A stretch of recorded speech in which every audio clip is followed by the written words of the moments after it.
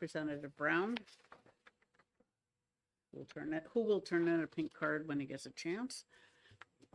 Say again, I couldn't hear you. Who will turn in a pink card when he gets the chance? I will do that. Yes. Thank you, Madam Chair, and good morning, fellow committee members. It's nice to be here in front of all of you. So a little bit of a story I'm going to tell here, which will actually carry over to the one I'm going to do at 11 o'clock. That way I won't have to tell that story then.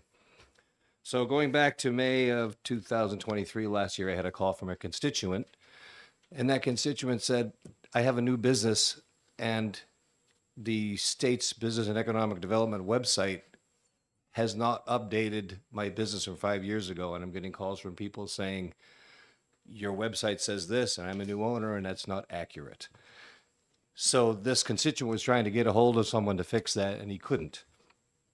And it had been on the verge of maybe 3 weeks. He'd been waiting for someone to help him out. So he called me, and I went over and talked to him. I said, okay, let me see what I can do. So the first thing I did was I went to the website for visitnh.gov, and I'll talk about that at 11 o'clock in more length. I couldn't find a phone number there. And then I finally figured out it was Business and Economic Development, and I went to the state's employee directory and found the commissioner's office number and called there. That would have been, let me get this right.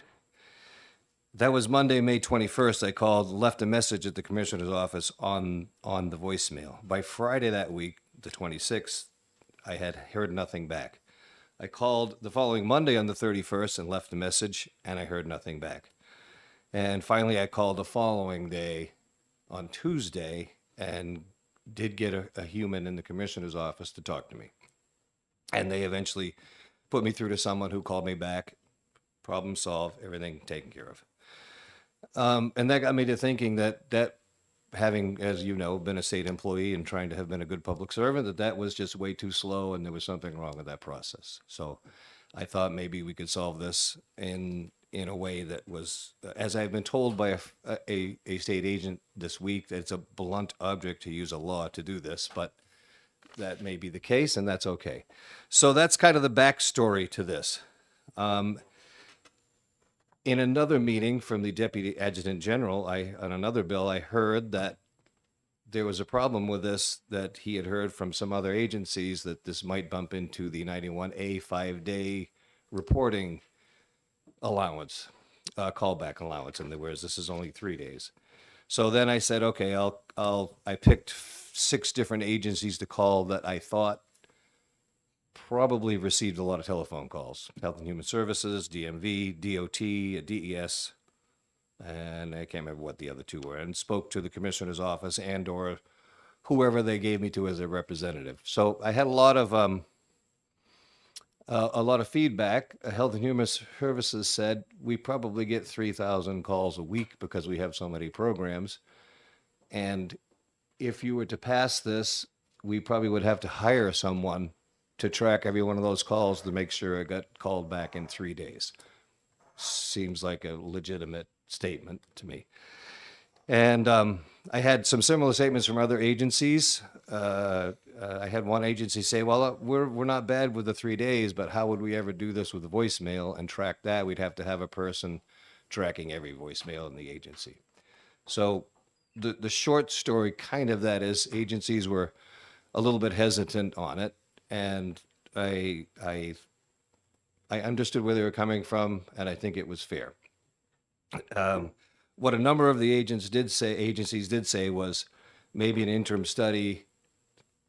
Maybe back up a little bit. All of them said, every single one of them said, this is probably a good idea philosophically, and we should be concentrating on customer service as the governor's office wants us to. And it's not a bad idea to look at this in some way and see if it's a problem. And the suggestion was that from a number of them was to go to interim study.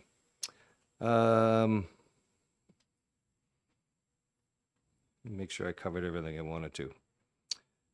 I also heard, interestingly enough, as a side issue on this from a couple of representatives and from a representative in the governor's office, that it's kind of related.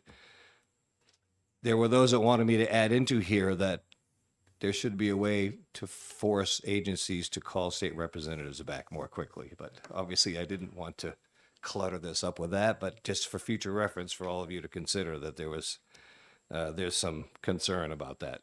I've never had that problem, actually. So anyway, that's where I'm at. That's what I've got. And I think that the smartest thing might be to interim study this, as we could actually take a look at what are the complaints coming in? Is there a problem? Or is it just that I happen to have an individual issue that seemed to be a problem? And I will add to that I have spoken to a number of representatives, and some of them have said, yes, we've found similar problems. One of the lawyers in town where I live said he's had tough times with HHS and the court system getting calls back. So I don't think it's an isolated incident. And I think it's, from a public service standpoint, it's probably worth following up on. Any questions? That's where I'm at.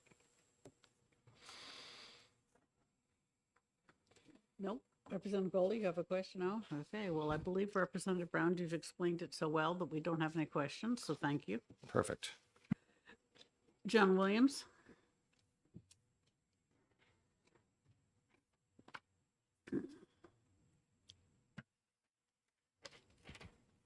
Chairman McGuire and members of the Executive Department and Administration Committee, for the record, my name is John Williams. I'm the Legislative Director for Health and Human Services, and Representative Brown explained it so well that I have no further commentary to provide, but otherwise supporting an interim study for this bill. Thank you. Are there any questions?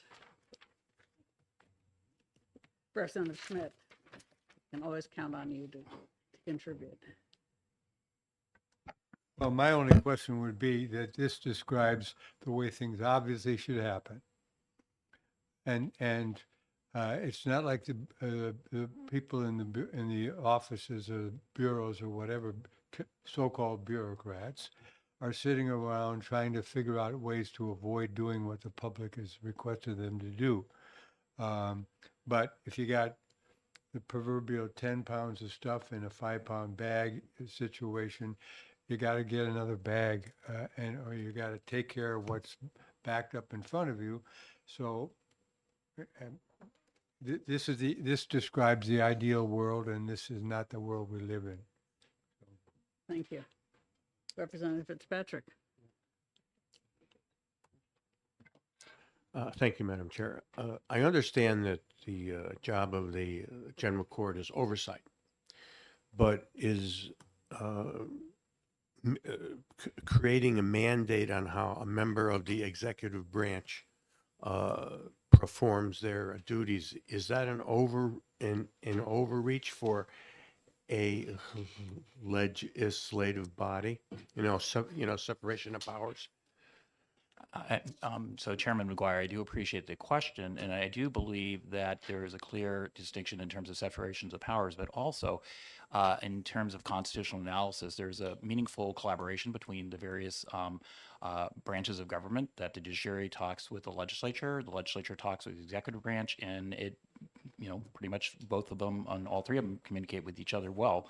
I do think that in this particular matter, that it's an important issue. I know, working with the legislators serving on this committee, that they certainly adhere to the standard of returning calls within 3 days. And for the few who I've had the pleasure of working with, they also know I reciprocate. And also, I want to just point out that Representative Brown, per his tenure at the Department of Environmental Services, was noted for his civility and his receptiveness to getting back to the public on questions. And certainly the department would adhere that goal is an important goal.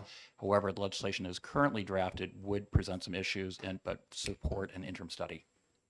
Okay. Thank you, Madam Chair. Thank you. Others? Thank you. Seeing none, thank you very much. Does anyone else wish to testify on House Bill 1420? Seeing none, I'll close the public hearing. Okay, executive session. Representative Groda, you have a motion? Yes, I'll move interim study on House Bill 1420. And I'll second it. Okay. Yes. Can I get the green sheet out of Shane's? Oh, I have one, but I'm leaving this for the day when she forgets to give us one. There's some in my middle left drawer too. Okay, great. All right, we have a motion of interim study by Representative Groder. Do you wish to speak to your motion? Yes, occasionally I do hear from constituents who have difficulty in reaching state agencies. And I call in their stead, and my calls are always responded to. And I don't believe that it's because state agencies don't want to speak to constituents. It's just that they realize that we may be calling for a specific thing. So I do think that interim study is appropriate because I'm torn between whether or not this should be coming from the governor's office to their state agencies as opposed to us to the state agencies. I do think that if the governor thinks that customer service is important, then he should institute a program that's designed for that. So let's take a look at it and see if we can make recommendations. And thank you for bringing the bill to us. Representative Blackus? Thank you. Yep. I think we certainly have the authority and I think the duty to do something like this. I understand there's details to work out, but I hope that what comes out of interim study is a recommendation for something specific and maybe what happens if it isn't met. But to deal with, whatever flexibility there might need to be in certain circumstances. Okay, does anyone else have a comment? Representative Brown, you can join us. The testimony is over, so you're free to act as a member of the committee. Yes. Representative Schuett. Thank you. Sorry, I was moving the mic. I do agree that that seems to be the case. I've had constituents contact me who've waited days or weeks for an answer, and when I call, usually within a day or two, I get an answer for them, which doesn't seem right, but I suppose that is part of the role that we play. I do agree with Representative Groder that this basically involves the executive department, so the top executive should be the one mandating this. I will also point out that part of the problem could be that a lot of our departments don't have enough help to handle all the calls and inquiries that they get. So that's my main comment. Thank you. Representative Blackus? Yeah, I agree that, at least for some, the problem might be staff. And, if we were to give them a mandate, something like this, whether it's this one or adjusted, then, it'd be their job to ask for what they needed to actually do it. And while I don't like spending money, giving good customer service, I think is something we have a duty to do. Yeah, I'd like to, Representative Dolan. Thank you, Madam Chair. I wonder if this is more of just an awareness issue. I know I've personally had an issue with Department of Safety, and I made a phone call, and that same day I had 4 phone calls back to me from different members of the agency to try to resolve the issue. Same thing with constituent services. Constituent has an issue, always get an immediate response. So I wonder if it's just an awareness in the agencies to be more responsive and proactive. And I wonder if it really needs an interim study or just a blast back to maybe through the governor's office to be aware of the fact that some constituents are having an issue. Well, I think that this relates very much to Representative Brown's other bill, because I would guess a lot of the problem is people call the first person they think of, and that person is not the right person to answer the question. And so they say, gee, I don't know the answer to that. Do I know anybody who might? And sometimes they do, and sometimes they don't. And if they don't, they're likely to say, well, I'll look into it when I have the time. And therefore, it takes a long time to get to it. So I think that the fact that the programs and the contact points for the programs are not always readily available to our constituents is a big part of the problem. We call the commissioner and say, hey, who's the point person on such and such an issue? And the commissioner finds that person for us. it's not the same for somebody that's calling a random person in HHS with a question. Representative Manjaputi?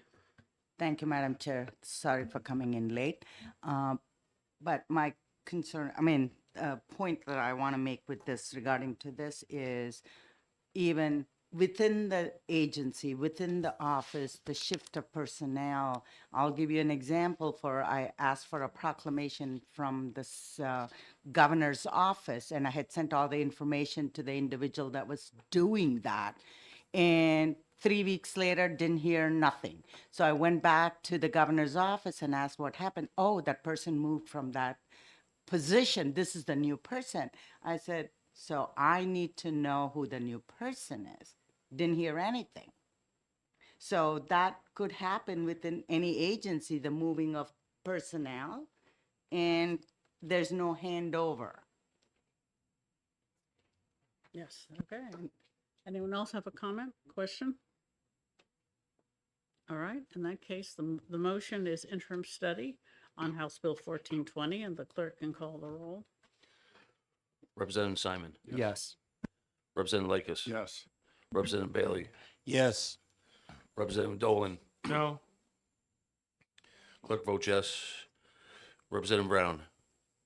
Yes. Representative Grota. Yes. Representative Schmidt. Yes. Representative Goley. Yes. Representative Schuett. Yes. Representative Davis. Yes. Representative Fitzpatrick. Yes. Representative Gould. Yes. Representative Smith. Yes. Representative Manjaputi. Yes. And the chair. Yes. 15 yea, 1 nay. Okay, the motion passes 15-1. Is there any objection to consent?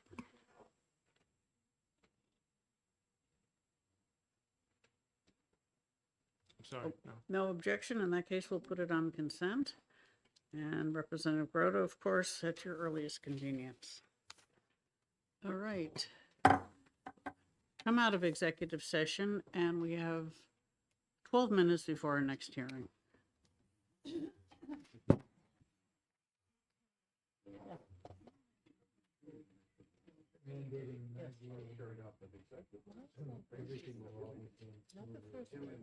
The second one is going to subcommittee. The first one is going along with it, probably won't do anything much. Because we were losing interest at the end of the day. Okay, okay. Because I think we can. Oh, yeah, I don't see any issue. Is there a Senate bill with the sister with the twin? No, no. There's a Senate bill that updates the fire code. Right. And there's one about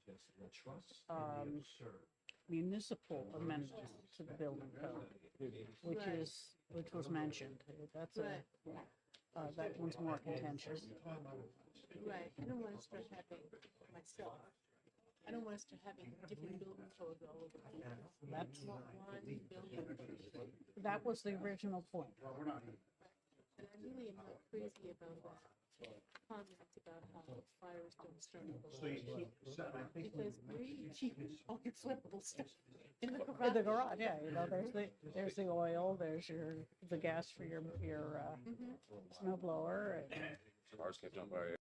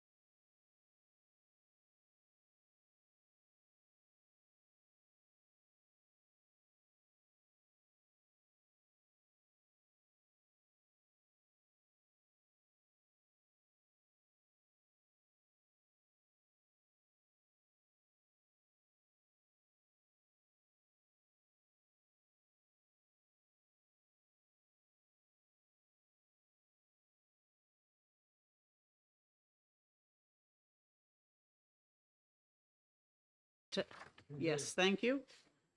Well, thank you. I thought that was the case, but I figured I should ask.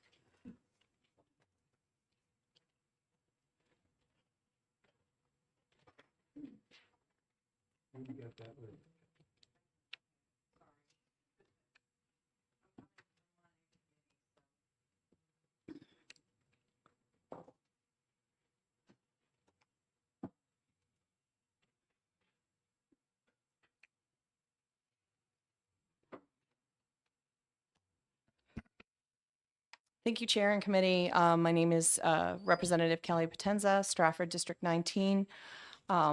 This bill came to fruition from a meeting that took place between a group of constituents as well as legislators at the Department of Environmental Services. That's where the idea of this bill came in. And then just in talking to fellow constituents as well as legislators, it seems as if people spend a lot of time in regards with public comment. And in that public comment, it just kind of seems like it's out in a black hole in a sense. So this bill, in a sense, takes the public comment, puts it in a fashion that it's online, and then makes it so, especially with all the agencies, makes it so that there's like a response. And some of these things are huge items for the state, and so not knowing.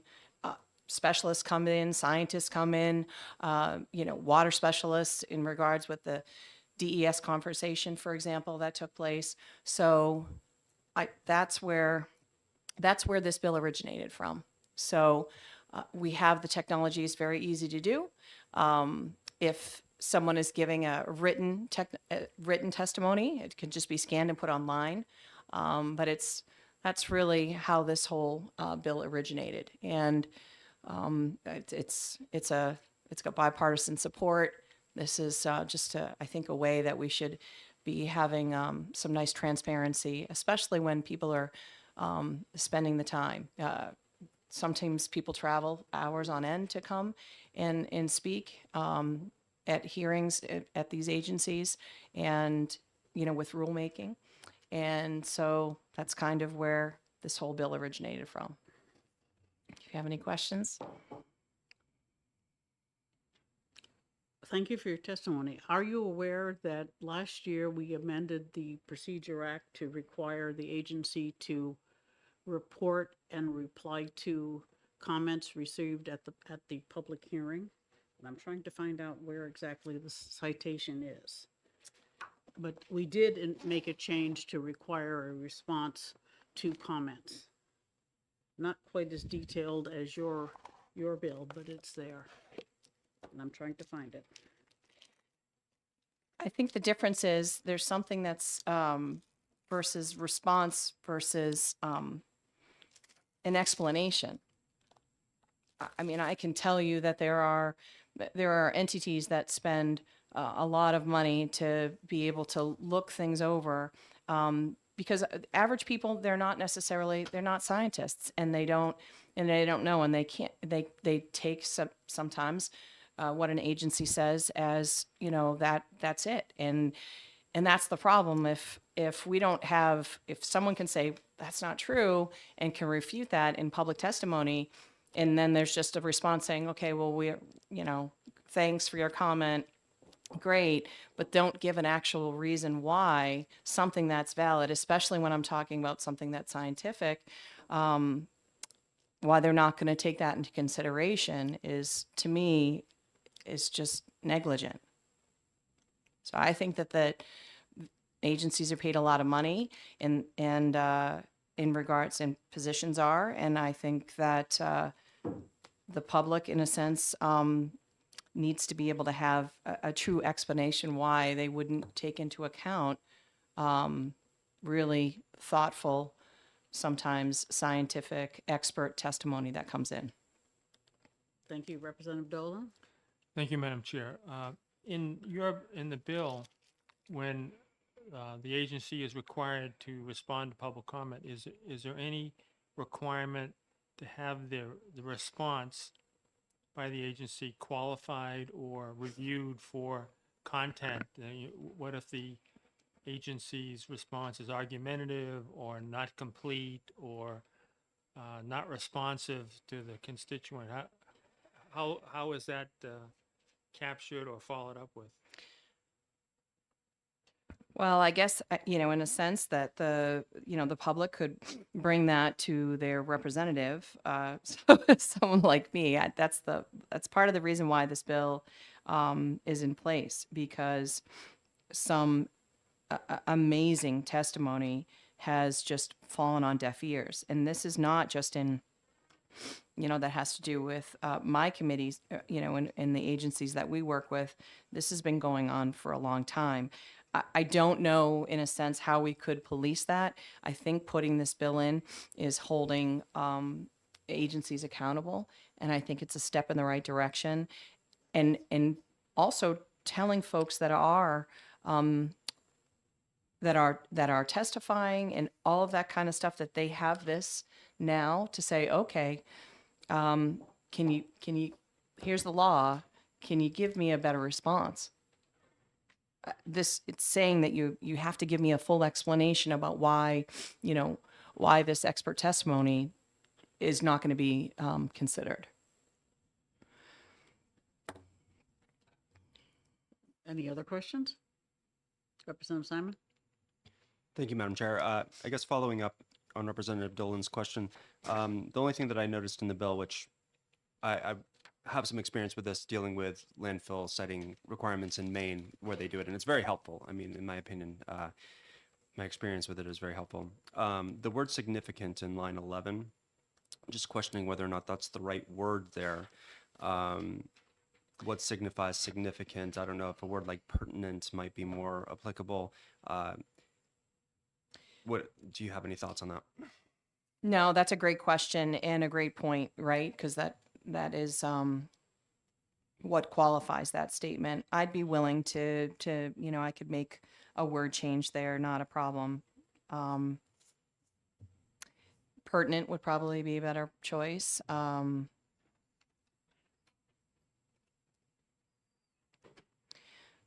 Okay, that's fine. Just Yeah. wasn't sure if you had any particular No, I reason for don't. that. I just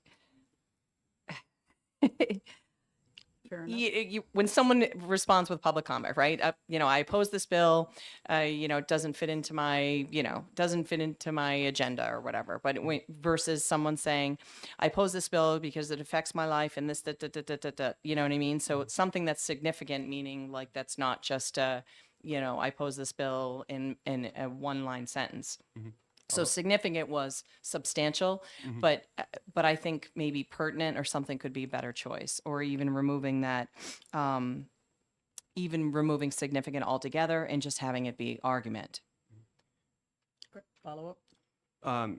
Yeah, I want to be careful that I'm actually asking a question. But so you're okay with a word change there? Yeah, I'd be hesitant to take the word out altogether, because then it becomes somebody wants to change the font on it, and then the department has to respond, and you don't want to get frivolous. So I understand the need for the word there.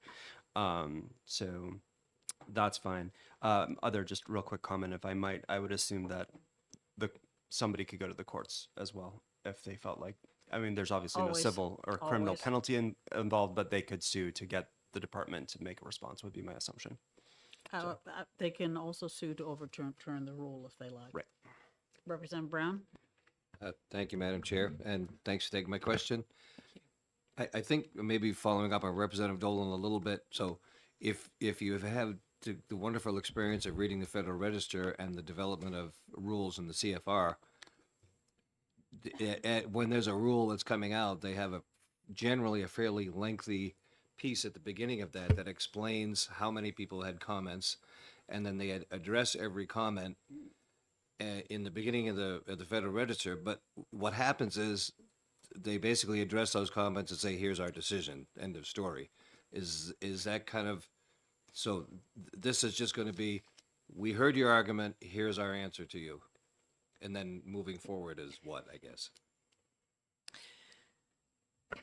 I'm familiar, a person that helped me craft this is very familiar with the federal process. So the federal process is they do a good job, right, in regards with listing all of that. But the piece that's different here is it's not, this is before the decision. We want these things to be discussed. We don't want this to come, of course, after the decision. So there has to be a reason. So let's say if it has to do with, let's say it has to do with landfill siting. If specifically there's 10 items that are on there that are, 10 issues with the rules that are being proposed, and none of those issues have really had an argument that's come back from the agency that has said, okay, well, we're able to prove that, this is not a problem, this is not a problem, this is not a problem, then we're hoping that this is going to make them reconsider before they just blanketly say, oh, no, we've just decided. So that's the point. I understand where you're coming from. The Fed, they're very transparent. I love how I actually looked at where the comments are, for all to see, which is wonderful. That's what we're looking for here as well. But this is kind of like, we would really like them to be a little bit more intentional.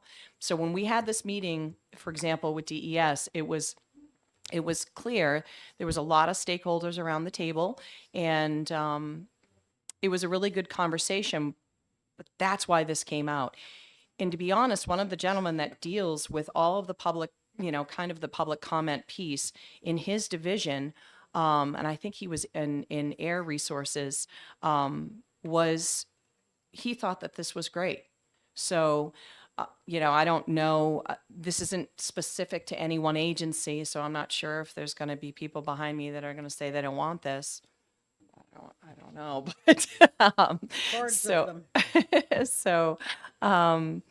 but I think that this is great because it should, in a sense, help keep people feeling like their voices are heard. I mean, right? I work for the people, and that's the whole point of this. And I just want to make as transparency, but also the amount of amazing citizen experts that we have is huge. And I want people to be able to see that kind of testimony online. And that's the kind of stuff that you can see on the federal side that no one even knows about. You wouldn't that's such a wealth of resource for so many people. So Thank you. Other questions? Okay. Are you aware of RSA 541A12 Roman 2E, which, in case you don't have it memorized, I do not.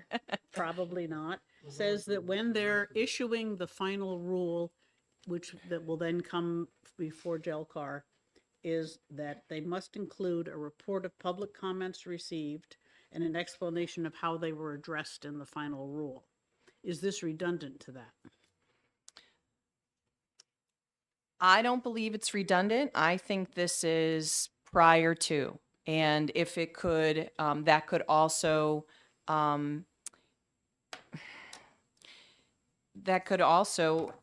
alleviate maybe that piece too. So if it's happening, if they've already done it like this way, then they probably would just maybe have to do a copy paste. It wouldn't have to do a second set of work, if I'm making myself clear. Yes. Okay. What was that reference?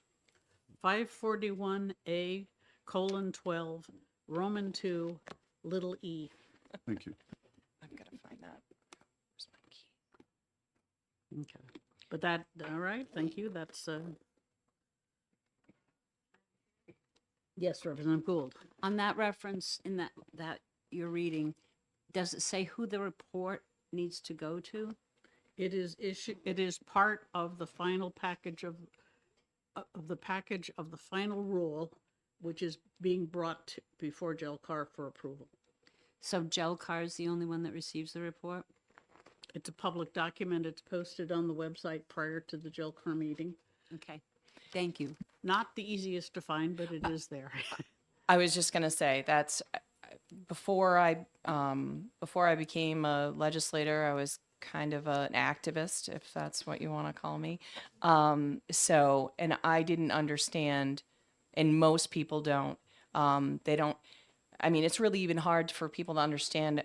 Like, they get the basics how a bill becomes a law, but just even from committee and then understanding the voting in the committee and then going to the House and then to have to realize that there's also this other piece with J.L. Carr. I would have to say 99% of people in New Hampshire that are not in politics have no idea about that piece at all. So I would not be surprised if you're correct. Okay. Anyone else? Representative Schuett? Thank you, Madam Chair. Having served on JALCAR myself, I'm well aware of the complaints that we hear constantly, how long it takes to get things through rules. And seeing in Section 2, paragraph Roman numeral 3, provided that the rule shall not be effective or its adoption shall be postponed until 90 days after the agency explanation required is posted on the agency's website. So would you not say that that is further prolonging the whole process?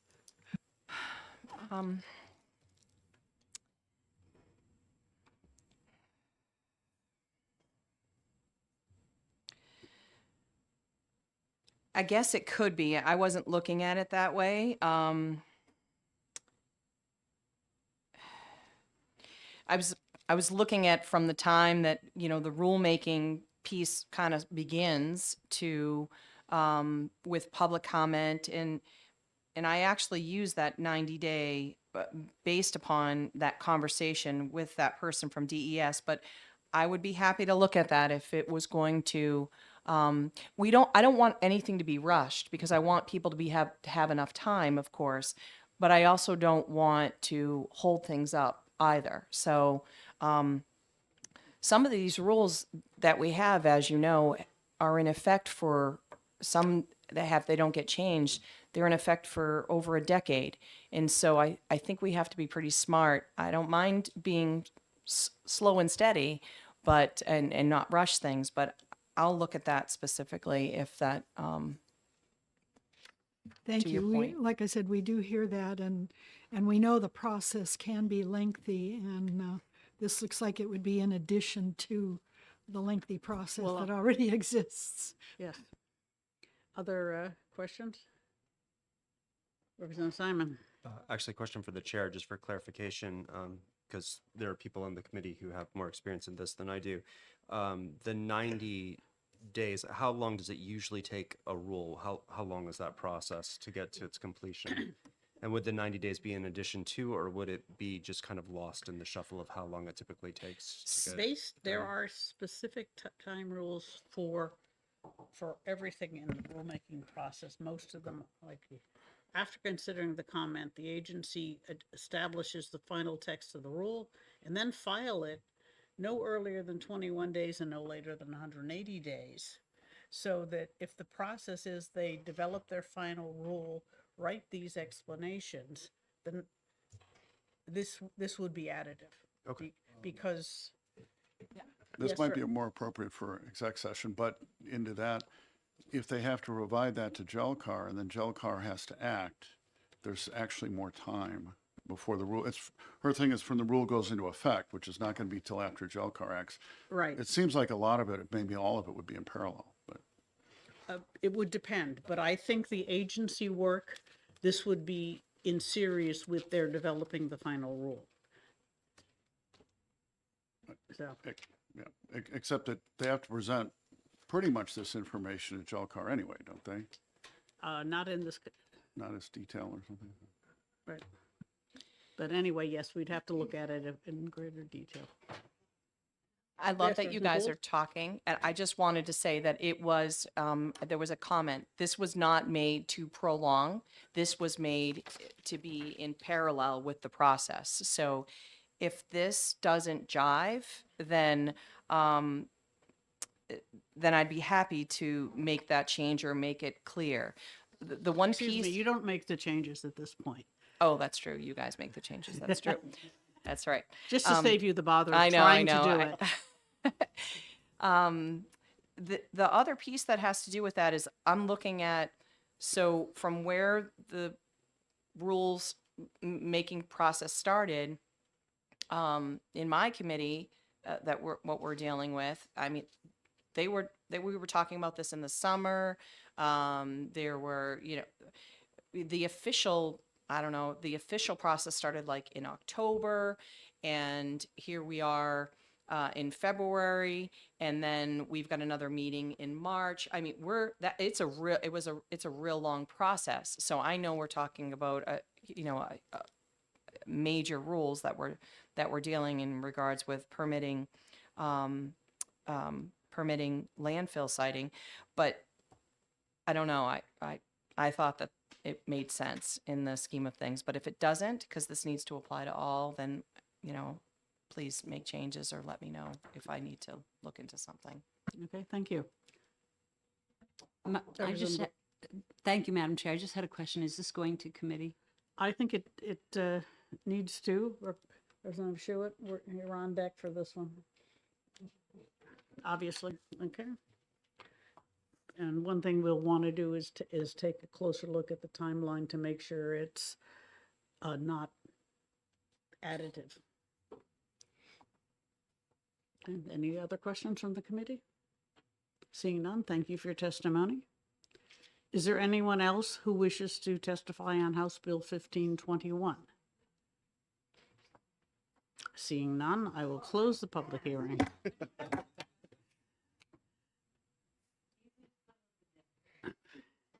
And we have the next hearing at 11.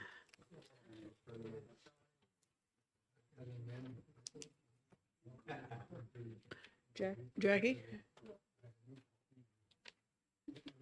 Do you have the amendment for this afternoon? Okay, thank you.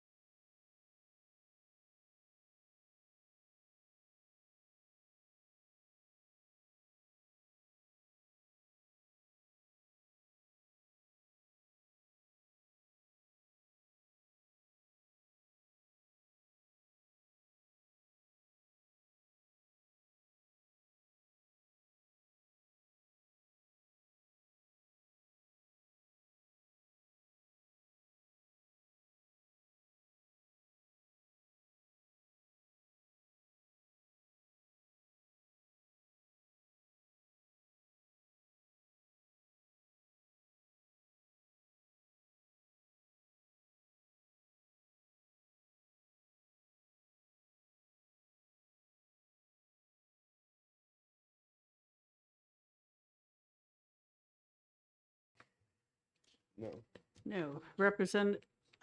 Opening the hearing for House Bill 1606 and call Representative Brown. Thank you again, Madam Chair and committee members.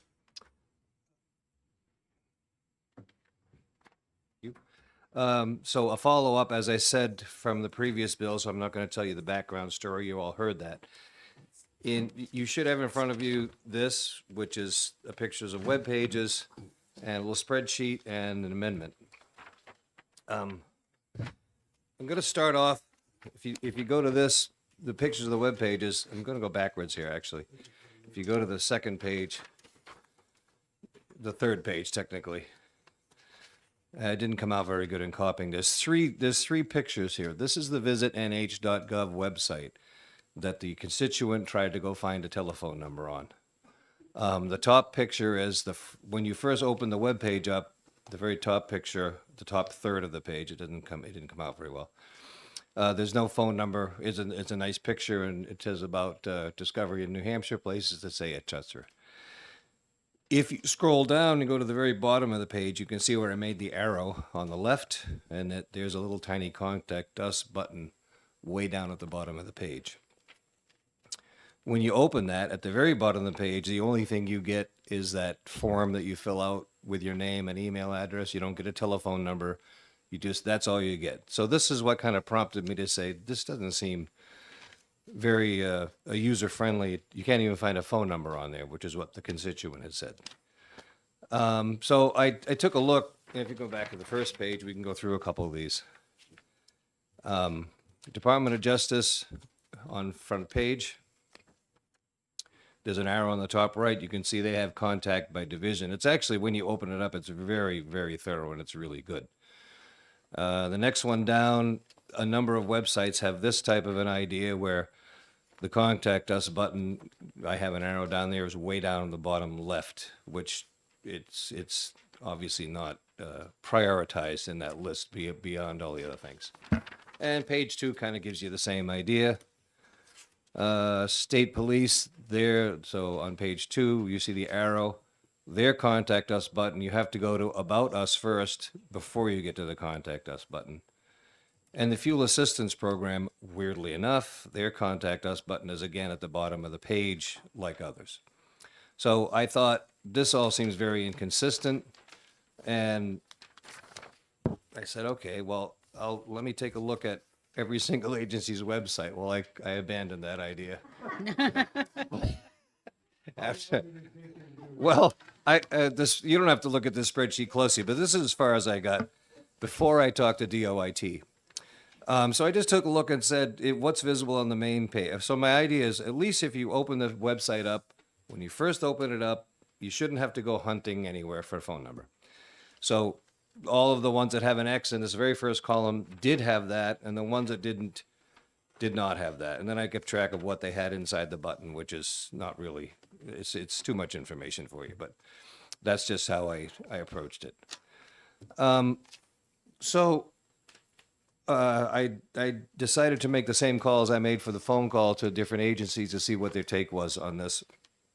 And I eventually ended up a couple days ago talking to the commissioner of DOIT, Department of Information Technology.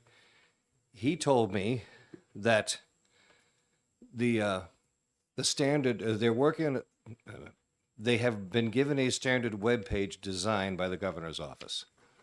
And they're working through getting all of the web pages to match that standard web page design. He said they're about 73% of the way through, or 75%, somewhere in there. It's a slow process of changing that. He said that standard web page, the only requirement for where contact information is at the bottom of the web page, as you saw in a couple of those. So that's kind of where that's coming out of the governor's office. He also said, if I'm not misquoting what he said, that the governor is directly responsible for changes to the standard web page design, and whenever that comes up, he talks to the governor directly for that. So that's kind of the background of where all this is at. You have an amendment in front of you that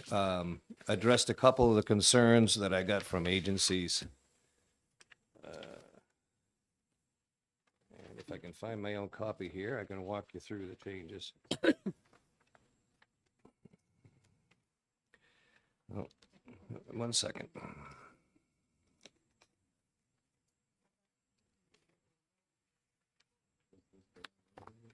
Too many papers as usual. Okay, so I can quickly run through the amendment. One of the big pieces was I deleted B and E, I think, from the original in part 3. Hang on, I gotta find the original. There we go. On the original bill, I'll take it from the top, so this has some consistency. I added a definition in for button because I kept using that word button, and I wanted to make sure it was clear what that meant. DOIT hasn't looked at that yet. They might have a better definition for what that means, so that as I use that word throughout, it made some sense. And I added on line 10, I added a standalone item at the top of the web page so that it wasn't within another menu or within another button. And I put to direct the user to the agency's contact information to be a little more clear. And this button shall be labeled contact us, and after talking to DOIT or other similar wording, which will readily indicate its purpose. So as Department of Justice says, contact by division. I'm not 100% sure that I would think I would agree with that, but I think it's fine. In part 3 on the amendment, which is part 2 in the original bill, I changed contact or contact us just to button, so we didn't make them define what it was called. And then I put also in there on line 15 to state uniform design, color, and size based upon the most recent web page design standards, followed by DOIT.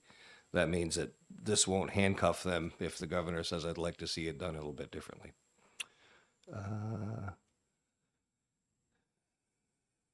The original 2A on line 10.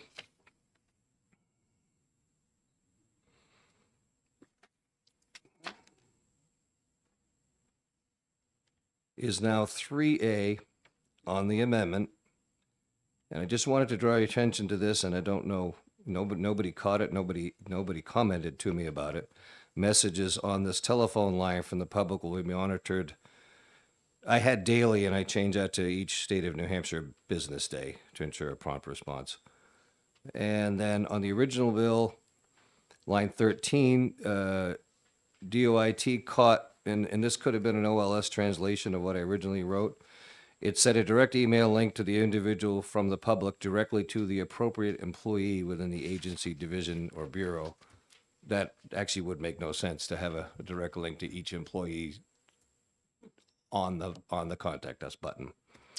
So I deleted that in line 13. Deleted that.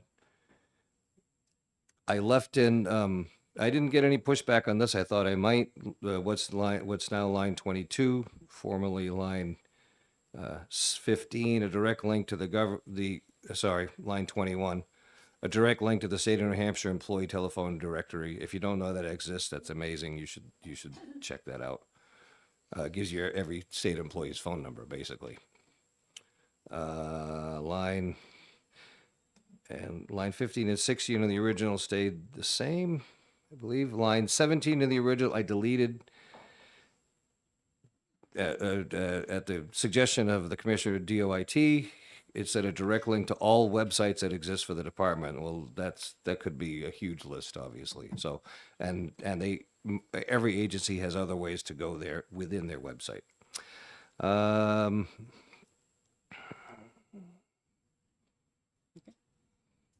And then the Commissioner of DOIT said 60 days. If you want me to do this in 60 days, you have to give me money. He said within 360, I wasn't trying to be funny, I'm sorry.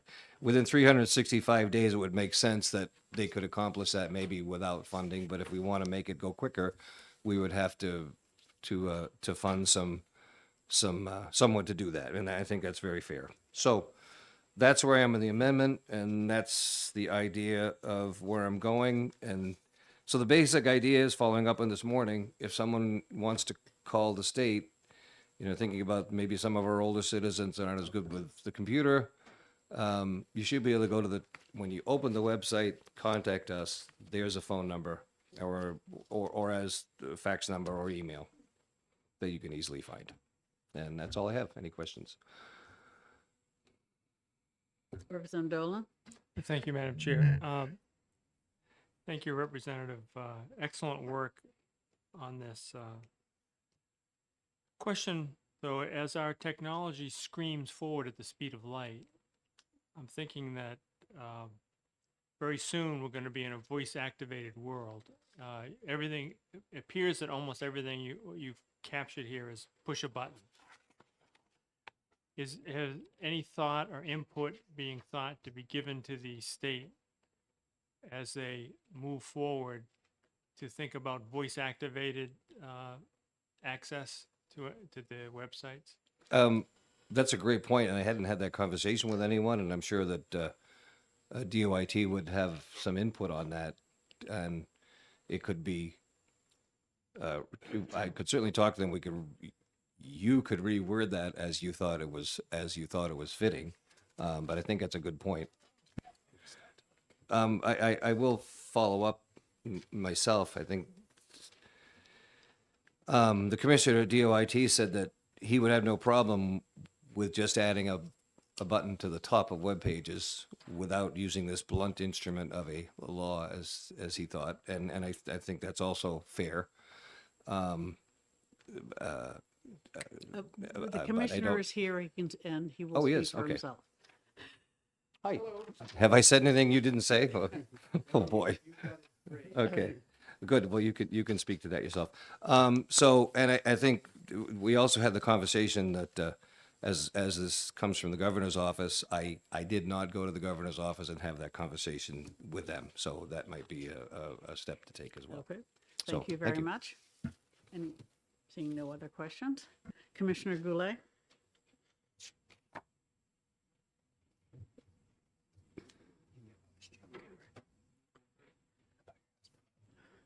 Yes. Yes, thank you.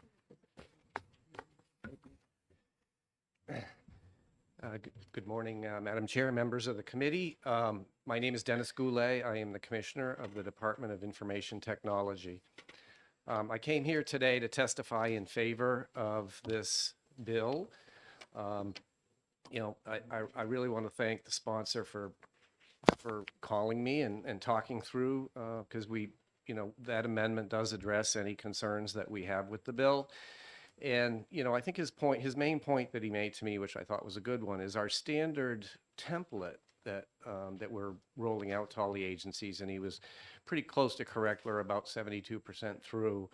Had to contact us in the bottom part, which is kind of standard, but his point was, that's not very friendly. Up top right is better, and I would agree. And some of the agencies have chosen to put their contact us in the top right, so I'm perfectly fine with doing that, and we'll get on that. I think it's appropriate that we do it as we move. We're moving. We have a really nice new format that we use, and that we intend that all agencies will be on. We'll make it standard that the contact us be in the top right, should regardless whether this passes or not, and I think that's just good. It's good practice to make it easier to get a hold of us. We're happy to place a link to the employee directory in there.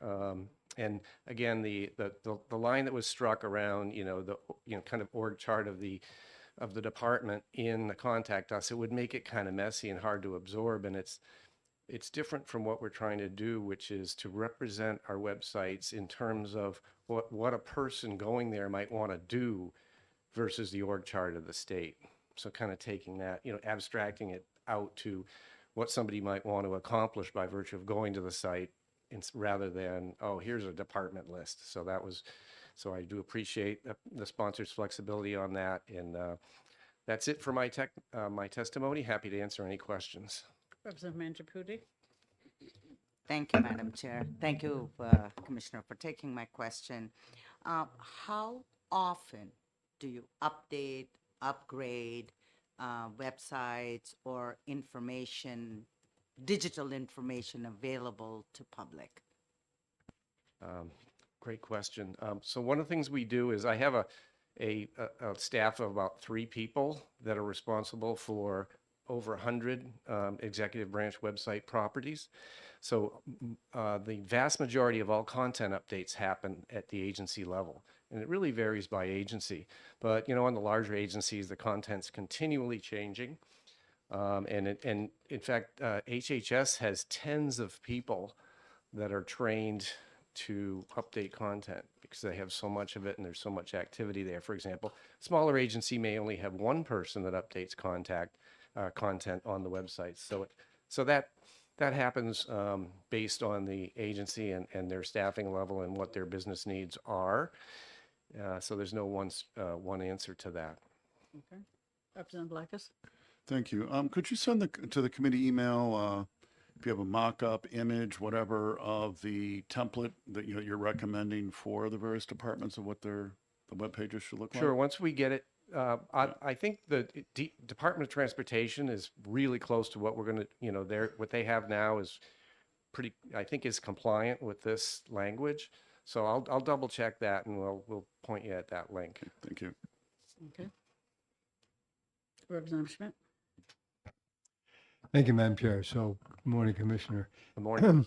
I mean, it occurs to me that we are undergoing a fundamental switch and change from a society where for decades, ever since the telephone became virtually universal, I meant to say, in the country, where first thing you did was you picked up your telephone, you dialed the name of the company, and you tried to get a hold of a person, okay? And those of us who are longtime adults, we've been trained by the existing society to do it that way. And relatively suddenly, we are in a different situation where that doesn't work anymore very well, because companies do not want to have people call them, in my opinion, because you have to have a very elaborate network to handle a tremendous influx of requests for information and help, right? And now we have a situation where you have to look something up on a website. And so what is the degree of uniformity, if you could just tell us currently, because I'm sure you're striving for much greater uniformity, so that when people look something up, as Representative Brown has been doing, and I go online and look stuff up, I'm sure most of us do, and the first thing we look for is how to get in touch with somebody. But I think that the websites, web pages generally are trying to get the people to find the information on the web page. Yes, and your question is? So you've been talking about this, but where are we in terms of converting the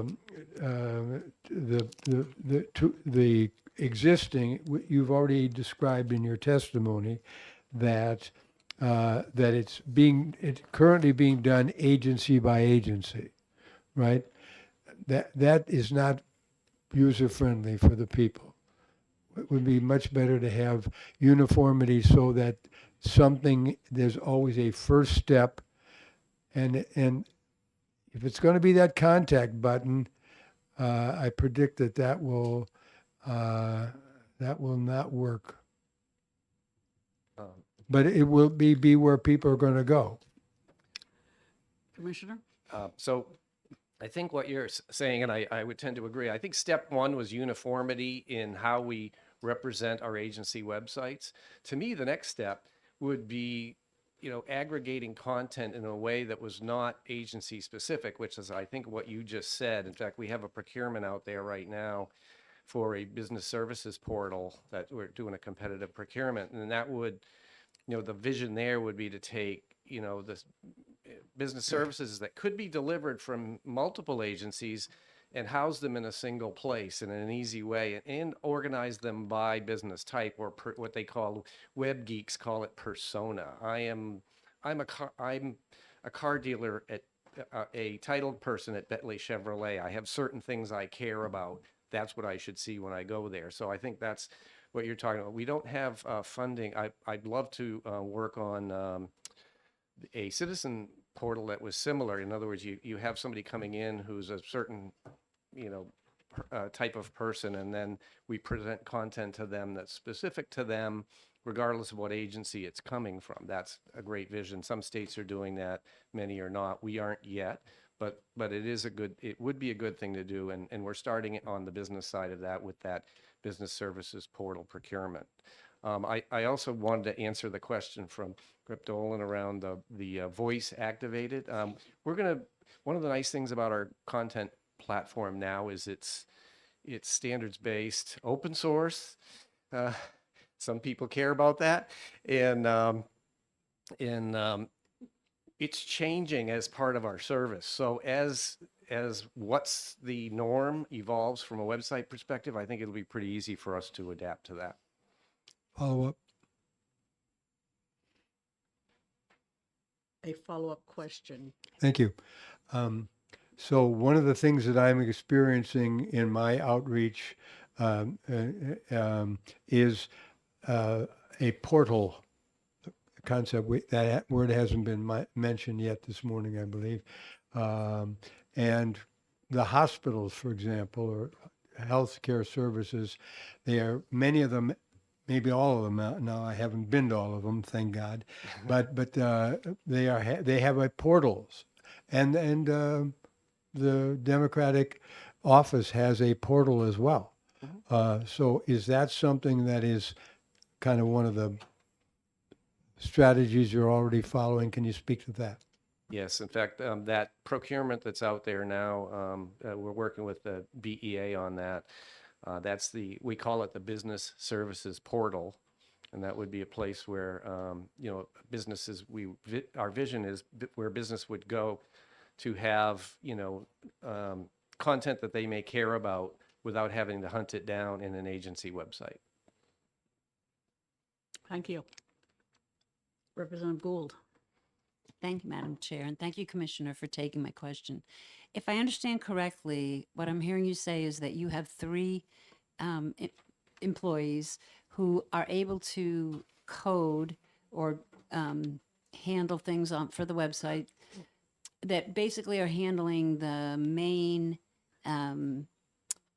conformity across state agencies. And then within each agency, there are people who can manipulate data within that agency to keep it agency specific for the variety that's needed to cover their agency. And then when there are big projects like business portals, or I'm sure that you could name us 500 your list of requests from the various agencies that are prioritized. When those come in, those are contracted out. Thus the request, if you want something really complicated, it's going to cost money. Is that correct? Yes, it's almost exactly correct. In fact, as we're moving sites to the new design structure, one of the things we're suggesting is that agencies go through that effort of identifying persona and then organizing their content around personae, which is a non-trivial task. It's not a technical task. It's a brute force effort, but it works really well, and you can see that reflected in some of the newer websites. Like if you were to take a look at environmental services or DOT or the education sites, or HHS, some of the newer sites there, they've invested in that. Some of the smaller sites are relatively simple. There may only be one persona, so it doesn't require that complexity. Bringing in outside expertise to help with that can be good, because not all humans are programmed to think like your customers.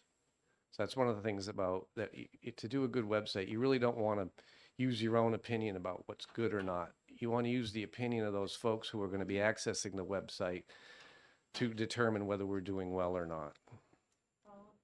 Follow up? So getting back to this bill, what I think I hear you say is that if the intent here is simply, which I would support 100%, to make contact clear at the top right-hand corner, that's something that your staff can do, and that'll translate on that main template all across all agencies. Right. And the reason I asked for more time is we're working on the remaining 20-some% of websites. And if we made that a standard, it would come, they wouldn't cost anything extra. We'd just do it as part of transferring those sites from their old format to the new. Thank you. Okay. Other questions? Representative Manjapudi. Thank you, Madam Chair. Thank you for taking another question. I have two-part. One is the content relevancy and how quickly the content changes. And also with the communication interfacing, is there a chat option that comes up? How can I help you kind of thing with the contact and communication with the customers? So agencies have experimented with chat bots, which I think is what you're asking about. We don't really have any broad deployment of that. It actually takes it's interesting. It takes a different psychology, and it's just, I think maybe where you're getting at is to implement a good chat bot it's not an FAQ. It's not question answer. It has to have some intelligence, and you can't just throw it out there. You have to watch it carefully and help it learn how to serve our customers better. So that's the coaching I give to agencies who are considering a chat bot, is that they have to assign people to watching the metrics, watching how often it solves a problem or not, and addressing those problems right away, which is a commitment. It harkens back a little bit to social media, early days of social media when entities were putting up social media links. They weren't watching their own social media links, which made them kind of non-valuable and even potentially harmful, and chat's the same way. So my coaching to agencies is chatbot can be a really good thing as long as we pay attention to it. And it has not been broadly adopted in the state yet, in the executive branch. Thank you. Representative Gould. Thank you. One last question, Commissioner. So within the rated items of change requests that you have to the system, where would add a contact button to the top right corner across all pages fall? In my priority list? Mhm. Well, if it's made important, it's already been made important to me. So I've talked to the folks that run this, and we're like, oh yeah, we can do that. So it would be high in the priority list. Thank you. All right, seeing no further questions, thank you for your testimony. Thank you. Is there anyone else who wishes to testify on House Bill 1606? All right, not seeing any. I will close the public hearing and open the hearing on House Bill 1688 and call Representative Corman.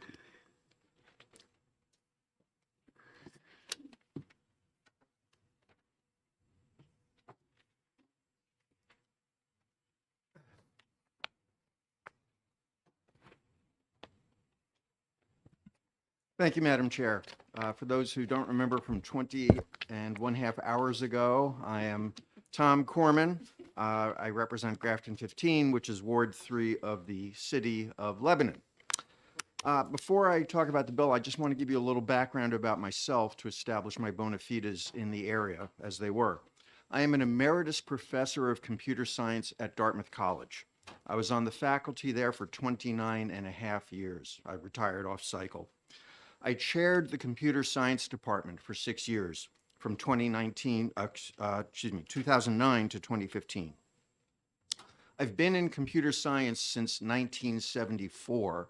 You don't need a computer to do the math and realize that's 50 years. So I've been doing this stuff for a long time. I have EECS, Electrical Engineering and Computer Science degrees, my undergrad from Princeton, a BSc, and a master's and PhD from MIT. I am actually best known as the lead author of a textbook called Introduction to Algorithms. It is a 1,300+ page textbook on computer algorithms. It is the standard computer algorithms textbook in computer science. It is the best known book in all of computer science. We've sold over 1 million copies of this worldwide in various translations. And I know for a fact that at least one member of this committee owns a copy. That said, I did not do research in artificial intelligence, AI, but I had to keep up with developments in AI, in large part because as the chair of the computer science department, I needed to keep up with the entire field and understand what was going on.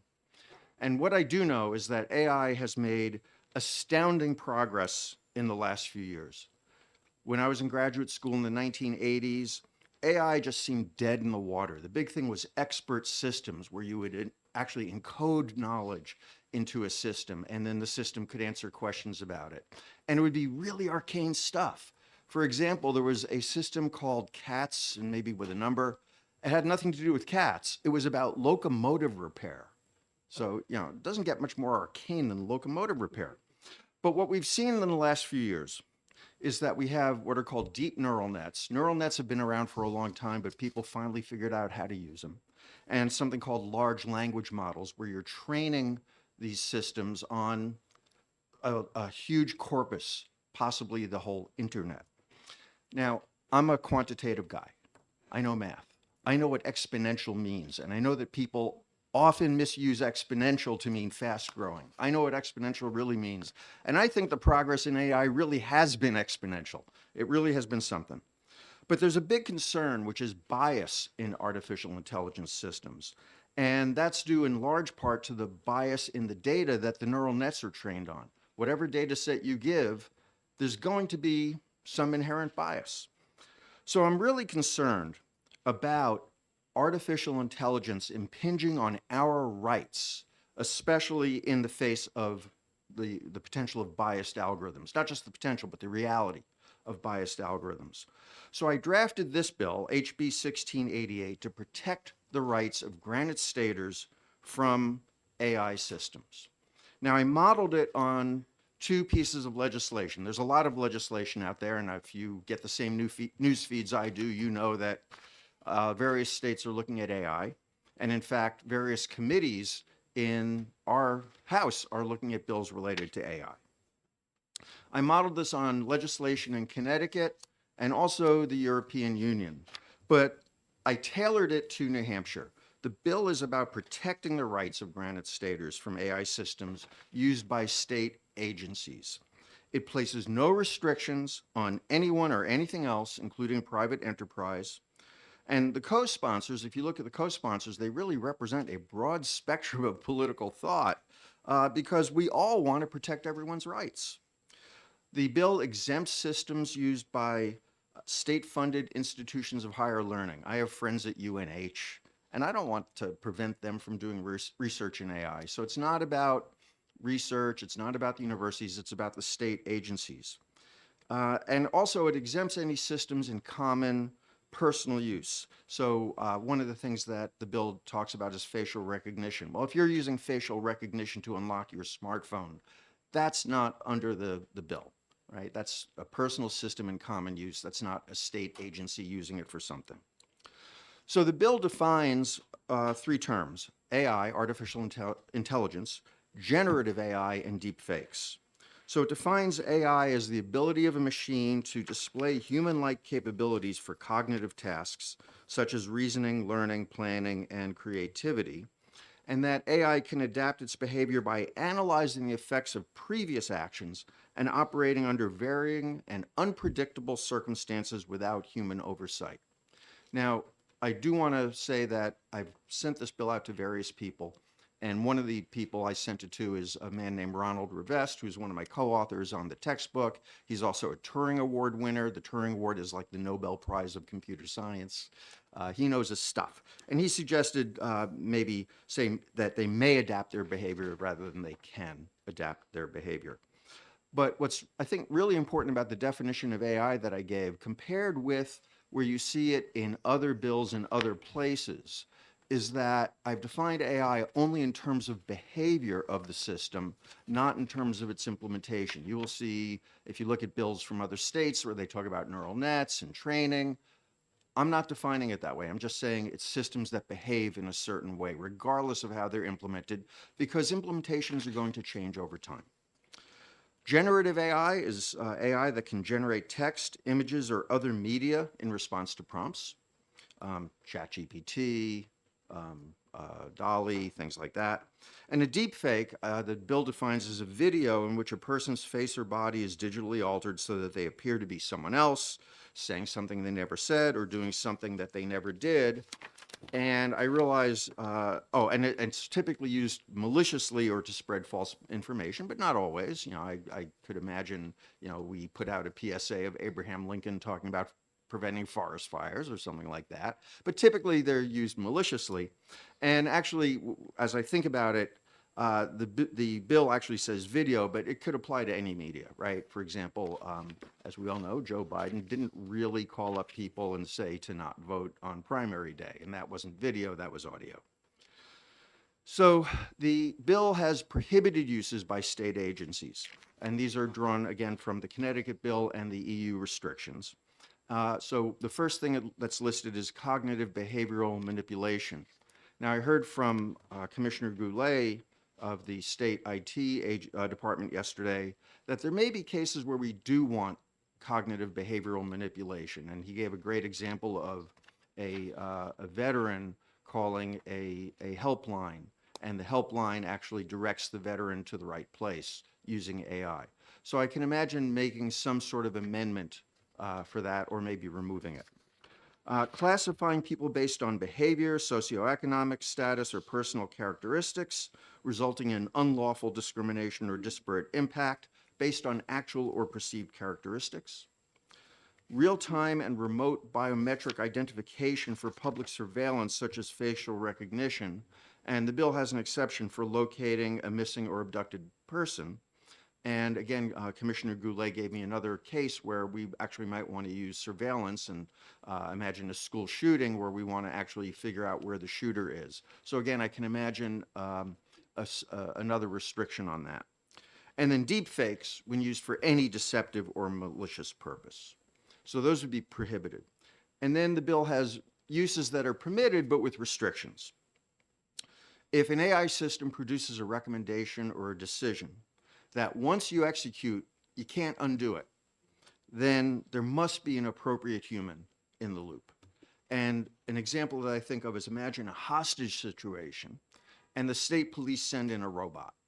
The robot does not decide what to do, right? If the robot shoots someone, there's no way to unshoot them. So I would want an appropriate human in the loop. Other examples, when rights and freedoms of an individual are determined, again, this is where there has to be a human in the loop. Biometric identification to verify identity, management and operation of critical infrastructure, state and local law enforcement actions, and interpreting and applying laws, including sentencing. And we know that elsewhere, AI has proven biased in sentencing. So sentencing should not be done only by AI. The bill also says that if you have material produced by generative AI without a human in the loop, that must be disclosed as generated by AI, and that whenever a human is interacting with AI directly or indirectly, they must be told that they are. You need to know if you're interacting with AI rather than a person. The bill also has a section on compliance.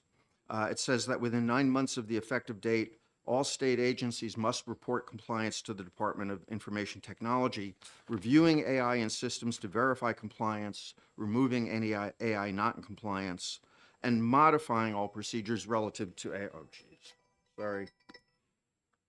Modifying all procedures relative to AI as needed to be in compliance. And any new AI systems need to comply. And 1 year after the effective date of the act, the Department of IT would produce a report summarizing what state agencies have done with AI. Now, one question that hope is in your mind is why a bill for this? Why can't we do this with what we have? The Department of Information Technology already has New Hampshire State Government Code of Ethics for the use and development of generative artificial intelligence and automated decision systems. And it does overlap with some of the areas in the bill. But the bill goes beyond that. But the main thing is this. The bill is about rights. It's about our rights and our citizens' rights. It should be enshrined in statute, not just administrative rules. Administrative rules can change quickly or when a new administration comes in. So I really feel like whatever rights we want to have to protect our citizens from AI should be in statute. So there are other suggested changes that I've heard from people, and the main thing is I'm happy to work with the committee or subcommittee and with agencies on any amendments to improve the bill. It's not an early bill, so we do have some time to work on it. And with that, I'm happy to take questions. Thank you. Representative Dolan, and then Schmidt and Mangiapudi. Thank you, Madam Chair, and thank you, Representative, for taking my question. My concern is specifically about election interference, and you mentioned one with President Biden was a victim of some already. My question is, have you intersected with our Committee on Election Law that's also working on some bills on AI and how they relate to elections? Thank you. I'm actually a co-sponsor on that bill that Representative Brennan is the prime sponsor for. And actually, I know of bills in at least 4 committees related to AI. So one of the things that we need to do is look at AI holistically, take a broader view of AI rather than committee by committee. And I've actually spoken with Chairman Roy of Criminal Justice and Public Safety about that. And there may be something that we can do, but I don't know that that's going to happen anytime soon. So I think for now, we're going to have to go with this piecemeal approach, committee by committee.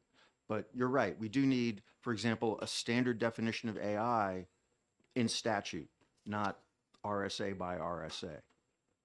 Follow up. Follow up. Committee Chair Ross Berry has that other bill in the election law, just as a point of reference, that if you want to talk to him about it. Thank you, Madam Chair. Okay, thank you. Representative Schmidt. Thank you, Madam Chair. So question number 1 of the chair, is this going to subcommittee? If we think it needs it, yes. I Well, think if it's that up may to be me, the case. Yes. This is dipping our toe into the Atlantic Ocean instead of just the bathtub. Probably, yes. Yeah, thank you. Professor Corman, if I may. So the thing is there a component in your bill setting up a study committee? Because this really is getting into a whole terra incognita. The bill that I submitted does not set up a study committee. When I spoke with Chairman Roy about a study committee, one of the things he had suggested was that the speaker set up a special committee on AI. And apparently the speaker is not interested in doing that at this time. So another suggestion was to take a bill that's currently in committee somewhere and have it set up a study commission, not just a committee, but a commission that would have experts from outside the legislature. We certainly have plenty of people within the state who are more knowledgeable about AI than any of us in the building here. So that would be one possibility, but my bill doesn't do that. Just a quick follow-up. Follow-up. So you could submit an amendment to this bill that would establish such a study committee. We could do that. I know there's also a bill in judiciary that is about AI, and judiciary may be doing something like that. So what I think we need to do, if we're going to do that, we need to make sure that we're coordinating among the committees to make sure that we don't have 5 bills that are setting up a commission. Yes. Thank you for that thought. Representative Mangiapudi. Thank you, Madam Chair. Very specific to system approach to computer technology field, things change very rapidly.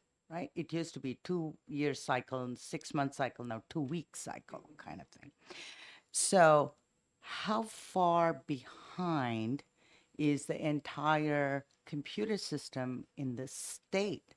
That are all the departments connected with the same technology infrastructure that's needed to handle this leap? Representative, I think Commissioner Goulet might be a better person to answer that question, to be honest with you. Right. But I will say that the way the bill is written, it's really technology independent. That's why I was very careful to craft it to define AI in terms of behavior rather than technology or implementation. I will also say that we had a bill last year that would have set up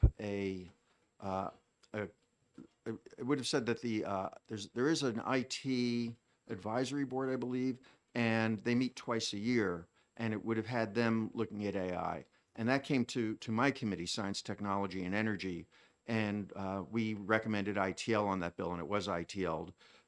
Because with things moving so fast, that council or board meets only twice a year, which isn't fast enough.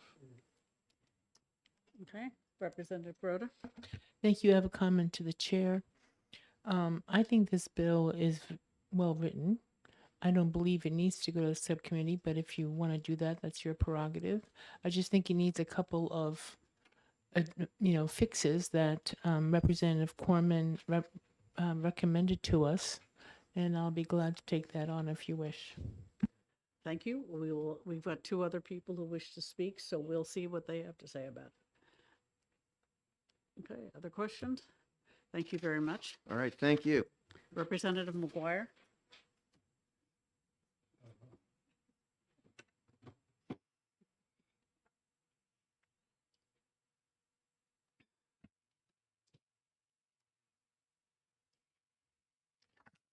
Thank you very much, Madam Chair, and happy Valentine's Day to you and the rest of the committee. As you may recall, I represent the town of Epsom, and while I'm not quite as accomplished as Representative Corman, I too received a PhD in computer science from MIT 30 plus years ago. And I'm happy to be a co-sponsor of this bill. Despite my background, I've never been what you might call an early adopter. I tend to have a go slow approach to technology, and that's sort of how I see this bill, as telling the state, let's go slow and be careful. We got something new here. We don't have to be way out in front. We can be slow, we can be thoughtful, and so on. I think the key part of the bill is on the first page, line 24, the prohibition section. Representative Corman already talked about the first one, behavioral manipulation that might need slight amendment due to sort of informational purposes and possibly therapeutic purposes. But the one that I think is key is on the second page, Roman 3, surveillance type of stuff. And so I think that's very much in line with our latest change to the Constitution regarding privacy. I think that's excellent. And obviously, number 5, deceptive and malicious stuff, that's very important. In general, I would assume, or I would be very surprised to learn if the state is in violation of any of these things currently, right? So I think this is kind of ahead of the curve. This is just to make sure we don't accidentally kind of step off the edge and into these kind of things. But I would assume that it's be relatively quick to discover. To determine that we're not in violation here. And if so, to clean up those 1 or 2 small cases. But I'm happy to answer questions. Senator Schmidt. Thank you, Madam Chair. So your statement, you don't think that the state is probably in violation, but how about private entities, and should we not be thinking about that as well?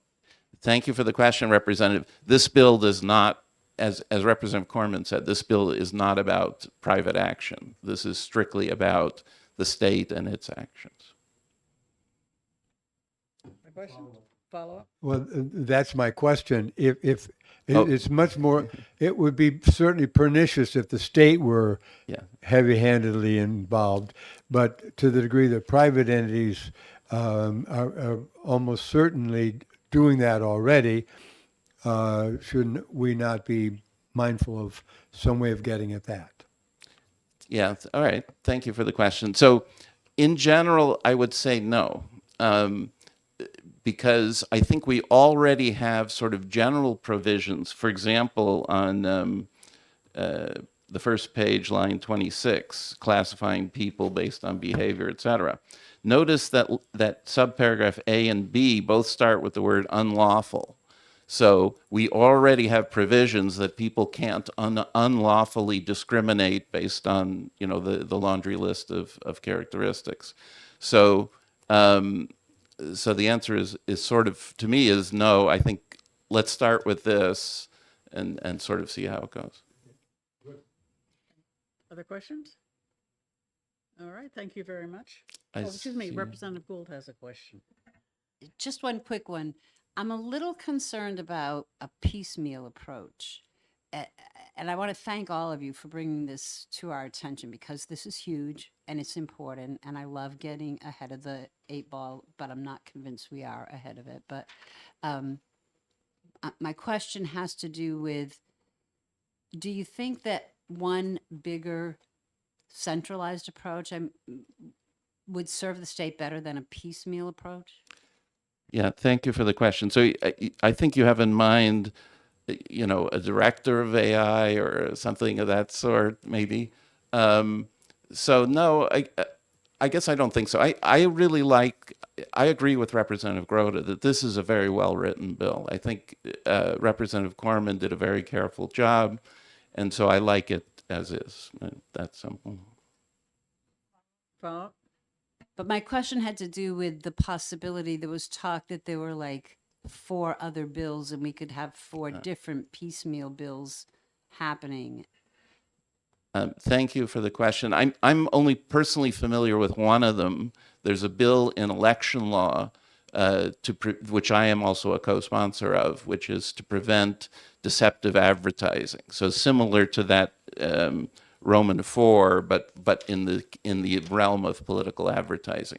So I think that this bill is strictly about state actions, right? Things that the state would do on its own, whereas these other bills have more to do with the public and the political arena and so on. So it's appropriate to have more than one. I don't think it's that bad. Okay. Anyone else? Thank you very much for your Thank you. testimony. Director Goulet? Commissioner Goulet, sorry.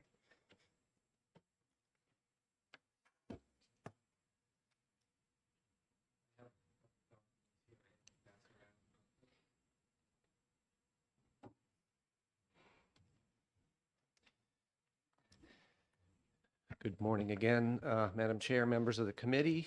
Dennis Goulet, the Commissioner for the Department of Information Technology.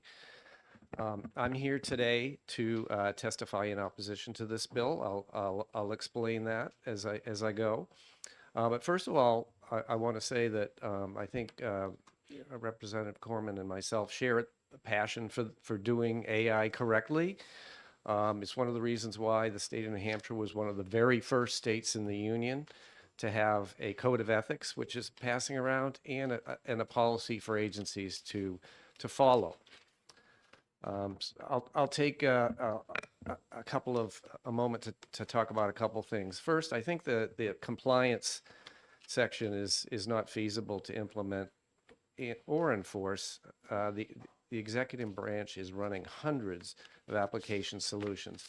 Many of the vendors are adding AI capabilities right now as we speak to their platforms. And despite that, we're seeing no impetus to transgress our existing code of ethics or policies on the behalf of the agencies. In fact, what I'm seeing from our agency partners is they're coming to us and asking about things. They're saying, well, you know, what we're thinking about AI, what should we be doing? And that's part of how we came up with we were talking earlier about the chat bots and how you do that appropriately. Well, a lot of the chatbot technology is using, you know, generative AI capabilities. So really, I'm not really expecting to have a problem here. And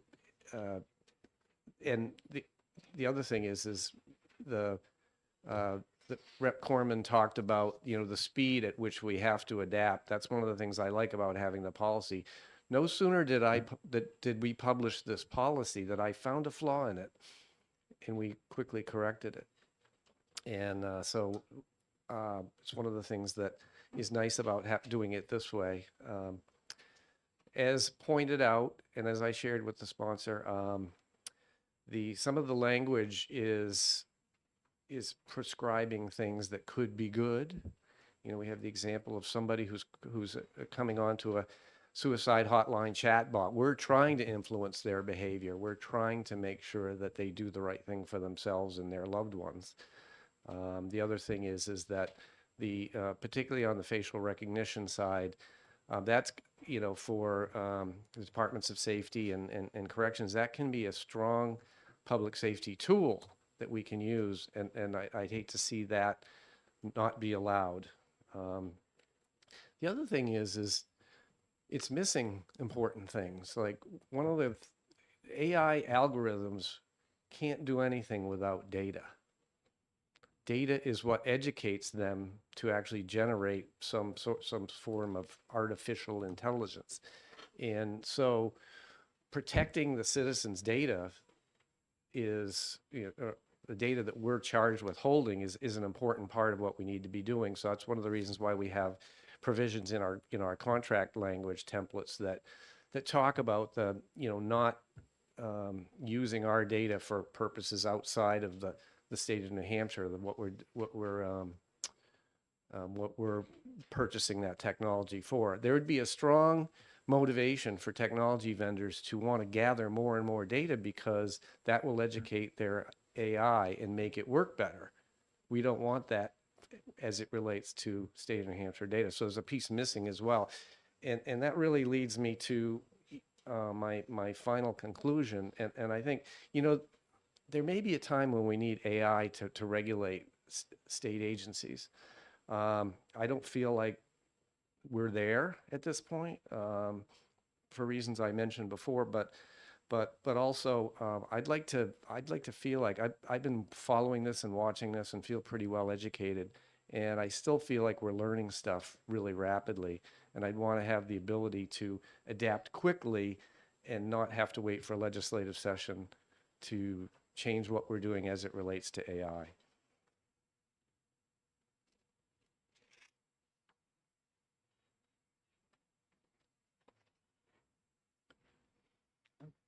Representative Blackus and then Manager Purdy. Thank you. And Schmidt. So I obviously haven't had a chance to read the documents he handed out, but if they are very good, then I would expect that there's not a problem. We're not going to be in conflict with it. So I don't know. So the question is, why do you feel that, you know, you need to oppose this bill? And related to that, questions about why you'd oppose it. I know there's concerns about privacy and having this expanded law enforcement is a big concern. And there are probably going to be an amendment to some of the things that you talked about. But if you'd respond to that. Sure. I think the speed to adapt is my largest thing right now, is having the ability to, if we discover that there's flaws in how we're thinking about AI and regulating it inside the state, then I'd like to be able to adapt quickly. Follow up? Follow up. But I mean, wouldn't it make sense to, you know, as one of the speakers before said, you know, slow things down, put and think about this carefully, because if we get on this path, there could be problems. And you had some things you said about protecting information, all that, but I don't see anything in the bill that would prevent you from doing that. Am I incorrect? No, I think the main point there was arguing that I don't think we know as much as we need to know to regulate AI in statute yet. But I'd be happy to collaborate with the committee or subcommittee or a study committee if we want to go that way and kind of work on it. But all right, thank you. Yeah. Representative Mangiaputi? Thank you, Madam Chair. Thank you, Director, for taking my question. I have two part in terms of when web page became a central piece and the ethics and code of ethics and how to manage when you put up a web page, web safety, all those things were critical piece when society transitioned to web page. Are we not there for AI at this point? If we wait, we have to have the ethics and infrastructure, whether we are ready or not. The train is in the station. If you get on the train or not, it's going to go. So does that make the reason that we have to address it now? Technology's here. yes, and I feel like we are addressing it. We're actively engaging with the agencies that are thinking about using AI technology, and we're looking to guide them in the appropriate use of that through our policies. And I agree, the train is very rapidly leaving the station. As I testified before, if you look at the major software platforms that we're running in the state or are about to run, all of them are adding AI capabilities, and most of them are actually doing their own codes of ethics, because for software companies or technology platform companies, for the most part, it's not going to be in their interest for their customers to misuse that technology. It will just reflect badly on them. So we're seeing our major technology partners bringing in their customers and saying, here's what our AI code of ethics is. And, it's baby steps for them, and I certainly wouldn't trust them to do everything we need to do, but that is happening as well. Glad to know there are some baby steps. Representative Schmidt and then Lakis. Thank you, Madam Chair. So could you be more specific in your opposition? Is it that this bill is fundamentally wrong-headed, going in the wrong direction, or is it flawed and it needs some fixes that you could help us with? No, I think the sponsors and I are mostly in agreement. I think it's more of for me, it's a timing thing. Thank you. Representative Lakis. So I'm wondering if you can understand, or you have some comment on the idea that the fact that the platform vendors are adding AI that generates, I think, a serious concern, and is something that we should put the brakes on, and the legislature needs to oversee how this stuff is added. I mean, I was a little, anyway. So, is there some reason why that's not reasonable? No, I mean, it's your prerogative, and I respect that prerogative. I would argue that we are acting in your interest and in the citizens' interest already, but you may not agree with that, and again, that's your prerogative. Thank you. Representative Simon and then Goley. Thank you, Madam Chair. Thank you for taking my question. And I would start by saying I'm not sure that anybody questions whether you're keeping our best interest at heart. I think the question that keeps coming to my mind as I'm listening to my colleagues' questions and your answers to them, there are obviously a few components that are of concern. As mentioned, the committee is interested in amending those things to address those concerns. Outside of those specific concerns, however, I guess at least I haven't understood or haven't heard from you. What about this document do you think would slow or impede your ability to address issues in the future? What about this would slow you down outside of those? Because I'm personally not seeing it. Okay. I'm not seeing it either. The history of my what I've seen as we've approached things like cybersecurity, for example, years ago when I joined the state, we did an executive order on cybersecurity, and we thought about asking for legislation, and we thought, We don't understand it that well yet, so let's do an EO and then put the things that are important that we learn in statute. So what we learned is some of the stuff we assumed was correct in the executive order was, and some was not.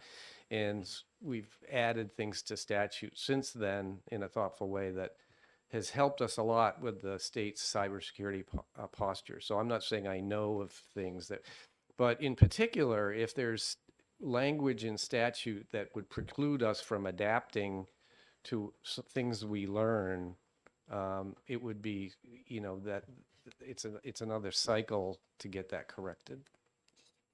Follow up. So just to make sure that I'm clear, it seemed clear, but you're saying you can't see anything specifically wrong with this bill at the moment, no. but we just don't know what we don't know. So if we worked on amendments and passed this, I don't think it would harm the state in the short term. We just,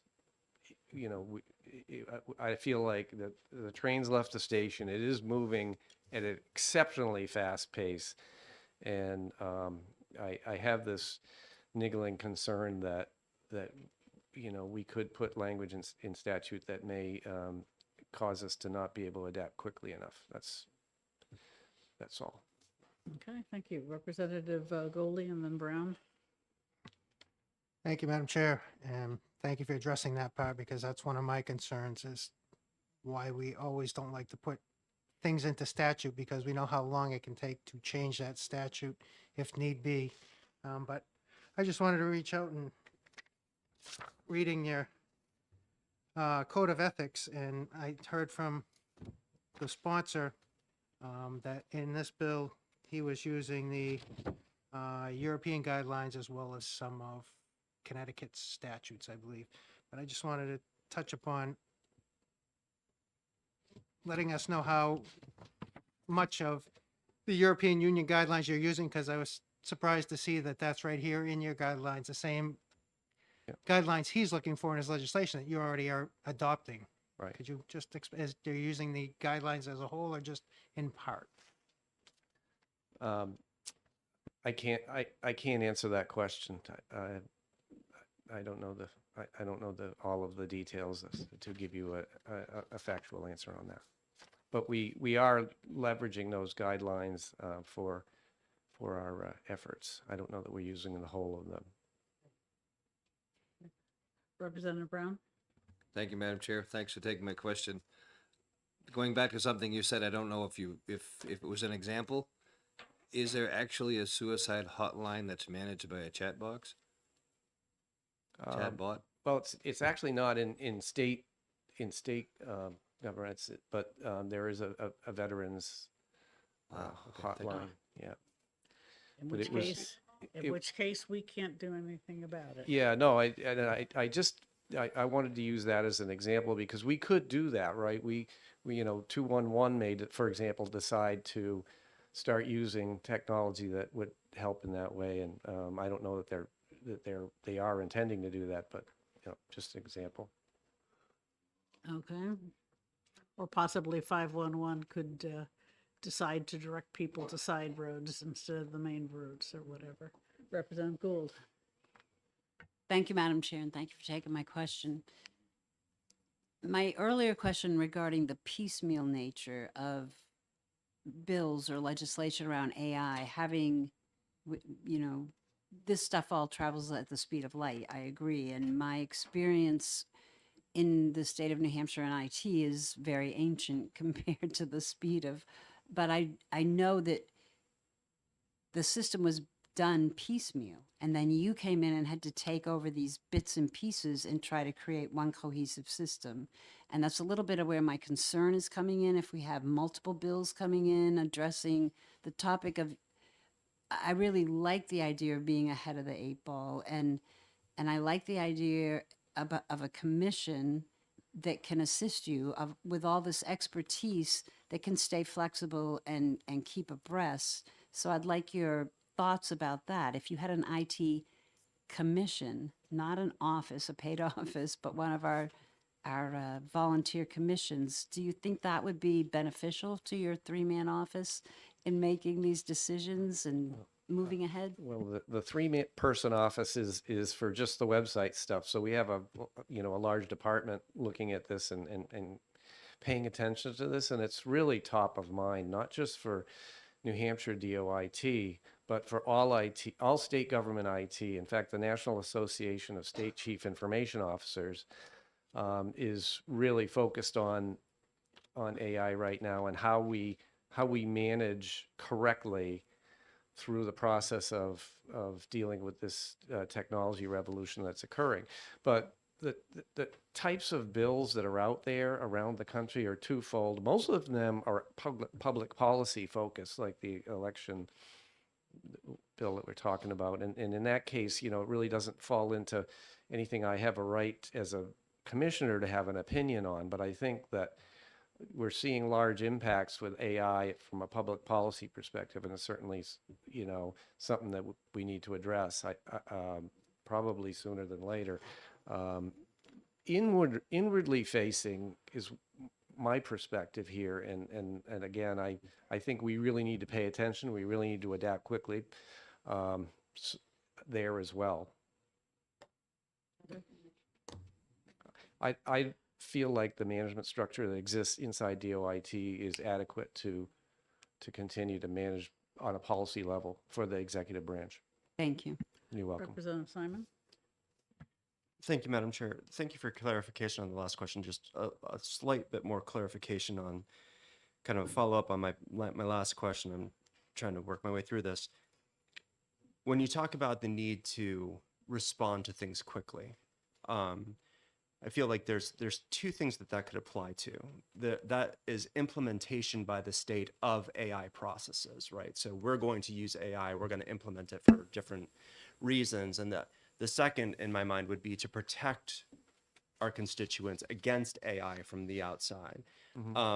It seems to me that we would have to be able to respond quickly in protecting against AI from the outside.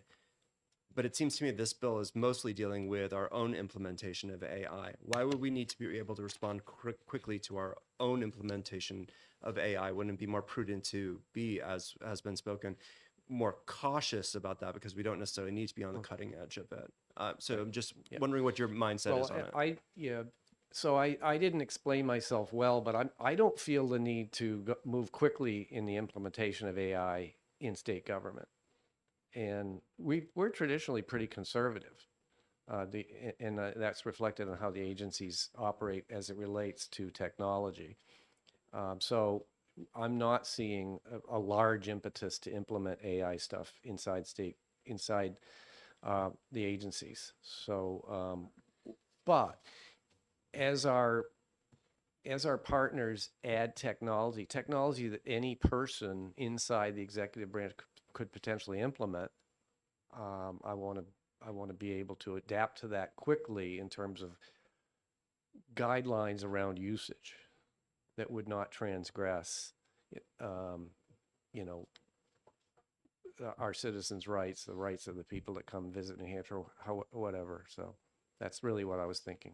Okay, thank you for the clarification. You're welcome. Other questions? Representative Schmidt? Thank you, Madam Chair. So it was referenced earlier, but we didn't really get into it. The idea of rules being somewhat faster than statutory things, but are there currently any rules that you're working on? I mean, they have to have a statute to underpin them, of course, but do you feel you have the current authority to promulgate rules in this direction that you are working on as a member of the JELCA, I'm wondering? Well, actually, we don't actually have rulemaking authority per se in DOIT, but what we do have is through the action of the Information Technology Council, we can implement policy, which then has the force of law. So that's how we operate. So the Excuse me? Your policy has the force of law? If there's language in 21R that allows, that was probably too strong a way to state it. My apologies, but we can enforce policy inside the executive branch through the actions of the IT Council, and the IT Council is itself in statute. It's, the wording's a little bit, you know, But- ambiguous, but Thank you. you're welcome. Other questions? Thank you very much. All right, thank you. I think this will be going to subcommittee. There's more stuff popping up than we need to look at. Is there anyone else who wishes to testify on House Bill 1688? All right, seeing none, I will close the public hearing. This will be going to subcommittee, and we will resume at 1:30. This one's. I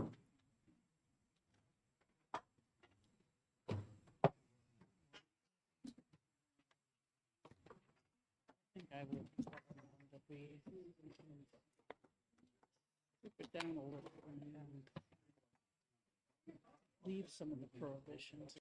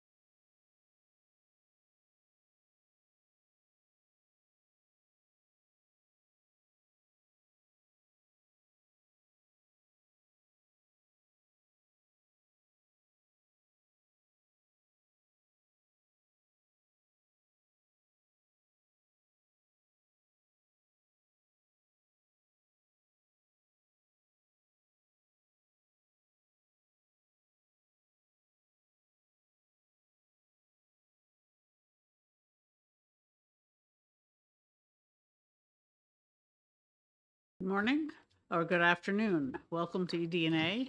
I'm opening the hearing on House Bill 1456 and call Representative Walsh. Good afternoon, Madam Chair. Thank you. For the record, my name is Representative Tom Walsh from Merrimack 10, which are the towns of Hooksett and Dunbarton. And I'm here today to introduce House Bill 1456. This issue was brought to me. By the way, thank you for having me in EDNA. I've been here for 12 years, and I've never been before this committee, so it's an honor. This is usually outside my wheelhouse, too. But this was brought to me by a constituent about an issue with the land and tax appeals, and as it turns out, the Housing Appeals Board, in terms of when it's required or needed to have somebody removed from either one of them. As I looked into it, I noticed that both of the boards were currently appointed by the Supreme Court, and that's fine, and it was clear. But when you get to the removal, which is 71B3 or 679.3, language is very similar. It was just very vague on who actually did the removing.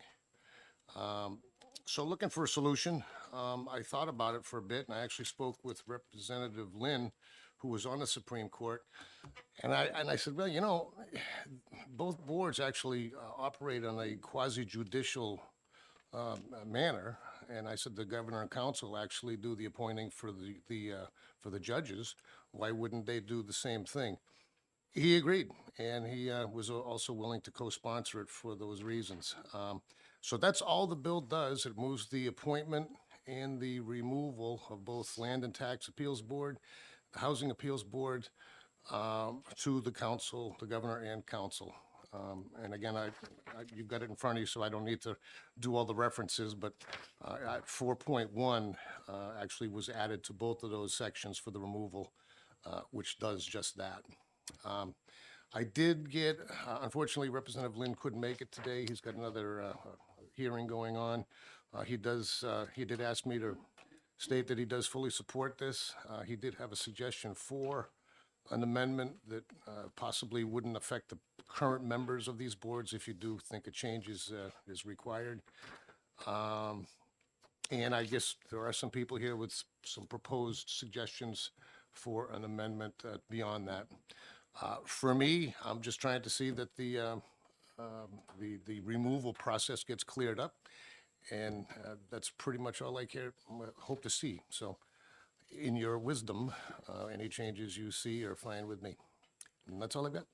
Well, thank you. We'll take full advantage of that, I'm sure.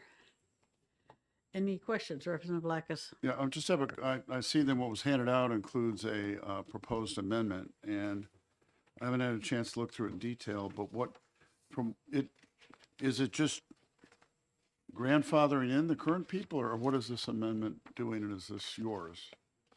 Thank you for the question, Representative. That's not mine. I just received it about a minute before you did, but I know there's somebody signed up to speak behind me that can explain it. Thank you. Okay. Anyone else for Representative Walsh? Thank you very much. Thank you. All right. And Stelmach, and which of the representatives of the VTLA would be most appropriate to be first? Okay, you're Michelle LeBrun and Eric Wind. Yeah.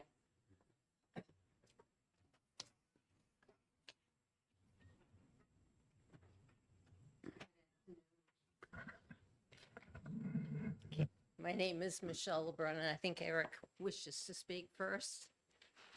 Good afternoon, Madam Chair and honorable members of this committee. Thank you for taking the opportunity, affording us the opportunity to speak with you this afternoon. It would be better if you were My apologies, sir. Good afternoon. Thank you for the opportunity to address this honorable committee this afternoon. My name is Eric Wind. I am a recently appointed member of the board, and we also have the member Walker and the board clerk with us as well to answer any questions. We wanted to be here today to address certain aspects of this proposed legislation and the fact that we do agree that there is a need to improve the appointment process and the removal process. The appointment process at present does not afford any statutory opportunity to the public to be involved, to give comment, or for a hearing.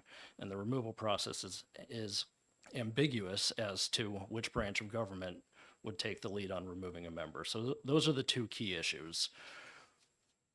In the amendment, we do propose a intermediary step to replacing the Supreme Court entirely in the appointment process. And so I do want to briefly comment on that is an alternative that we would encourage this committee to consider, given the duties of the board and the important role that the board plays in taxation here in New Hampshire.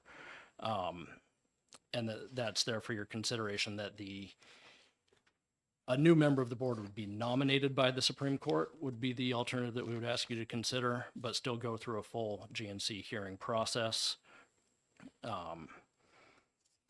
And then on the removal aspect, the amendment does take the language out of RSA 71-B:2 and inserts it into an existing provision related to removal located at 71-B:3, but otherwise it does not substantively change the proposal, which is to conform the standard of removal with RSA 4.1. And then lastly, there is also a technical note that currently board members serve 3 years and the terms are not staggered for 2 of us. And so as you're in this legislation working on that, that's a technical fix that we do recommend that you change so that terms do not expire at the same time. And we also recommend that terms be extended to 5 years so it's comparable with the Housing Appeals Board and other statutory tribunals. So I'm available to take questions, but at this time I'll turn the microphone over to Chair LeBrun.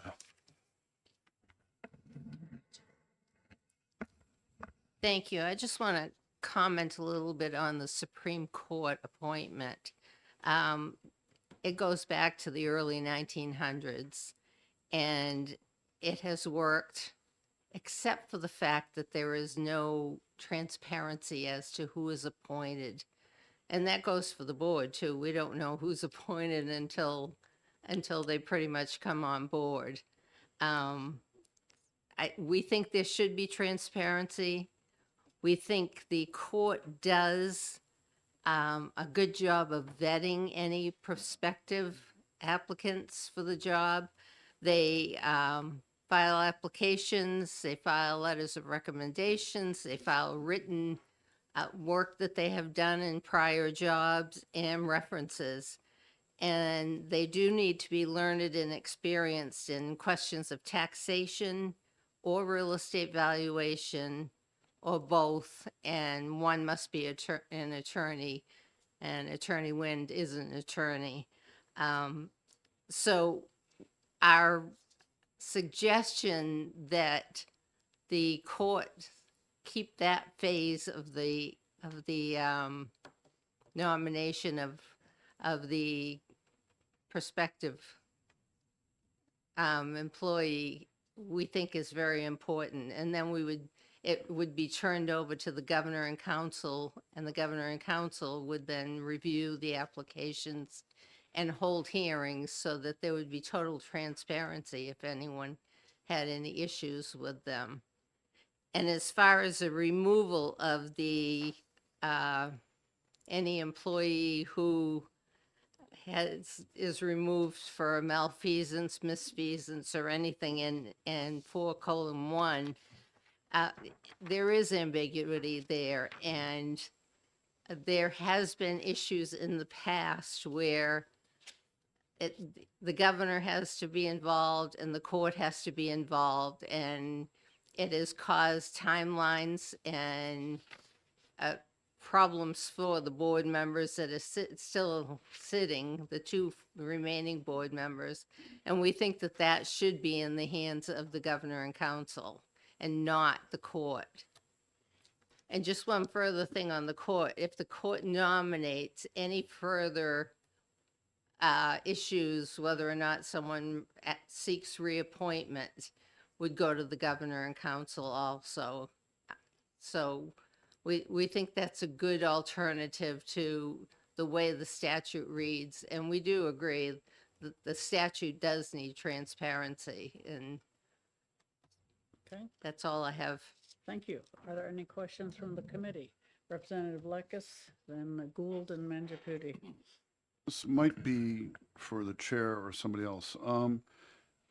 We have, you know, like all the boards for OPLC, it's governor and council. But is that process normally include a public hearing? Because this explicit, I know they're public meetings, but do they have public hearings? Because this is explicitly asking for a public hearing as part of the governor and council process. And is that normal, or would that be? It is, it's certainly not common on, say, public members to licensing boards. But for major things, that might be. I really don't know. Okay, thank you. I think we're a quasi judicial agency. We act very much like the court does in hearing property tax appeals, eminent domain appeals. So it's important that these people be vetted, and it is important that there be a public hearing. So we are in agreement of that. Follow up? Follow up? Yeah. Again, I don't know who this is to, but the concern is if they don't normally have the process of having public hearings, that might be a change that would be problematic. There's certainly public hearings for, say, commissioners. Okay. So they know how to do it. All right, thank you. Judges, yes, exactly. It's not, it may not be for some of the boards we deal with, but they know how to do that. Representative Gould? Thank you, Madam Chair. And forgive me if you said this, but is there a limit on how many terms a member can serve? No, there isn't a limit on the number of terms. Actually, I've been a board member since 1991. I was a clerk prior to being the board member, so my experience is quite extensive, and we need that with the board. We need to have consistency in our decisions. So like the judges, we tend to stay on longer than just a term. Okay. Representative Manjaputi? Thank you, Madam Chair. This is nothing to do with the bill, just curiosity. We've been talking about button and information. Right-hand side, it says Governor Hugh Gallen. Is the old stationery recycled? No, that isn't old stationery. We're in the Governor Gallen Office Park, which is on Pleasant Street. Has nothing to do with the current government. No, it was named after him. Thank you. That's pretty clear. Representative Goldie? Thank you, Madam Chair. Just curious on why the Supreme Court or now the governor and council are picking the chair versus the members amongst themselves choosing a chair. It goes back as far as the early 1900s. The court has always decided who would be the chair based on their experience, and once the chair leaves, then they would appoint, in all likelihood, a chair from the remaining board members, and then appoint a new board member. Follow up? Would you be opposed if we allowed the members to choose the chair? Obviously, you folks have been in the position long enough to know who has the experience. I would hope you can make that decision amongst yourselves versus someone else making it for you. I think it's a 3-member board, and I think once the chair has been appointed, the chair does more than what the other board members do. The chair does a lot of administrative work, works with the clerk on a lot of issues, the budget rules, and the experience there is more extensive than it is with a regular member. So once you have a chair, I think it's good to keep that chair on until it's time to appoint another one. And the governor and council, I would assume, would be the ones that would appoint the next chair when I retire, which may not be that long. So I think that system works. All right, thank you. As a quasi judicial board, are you subject to the age 70 retirement requirement that judges have? No, we are not. Okay, thank you. Other questions? Representative Schmidt? Thank you, Madam Chair. I have a couple of questions. So I serve on the Assessing Standards Board. So BTLA is a frequent subject of discussion with regard to the issues that we confront. But the question I have, well, I want to point out one thing, and that is the governor does nominate the Chief Justice.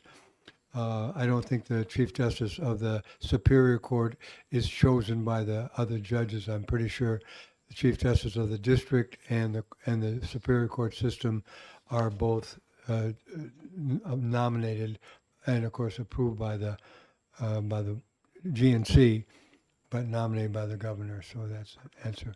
So my question is, since Chairman Walsh is bringing this bill, because there's an inconsistency in the way the board is appointed vis-a-vis many of our other boards, are there any problems that have plagued the BTLA in the recent past with any of the current members? Complaints, other than people being unhappy with your decisions? Obviously, there's always a winner and a loser. You're talking about other board members, any complaints being filed? I am. I can tell you there has been, but it's a confidential matter that I cannot speak about. Okay. Thank you. All right, other questions? All right, thank you very much for your Did you have testimony. something? Ann Stelmach?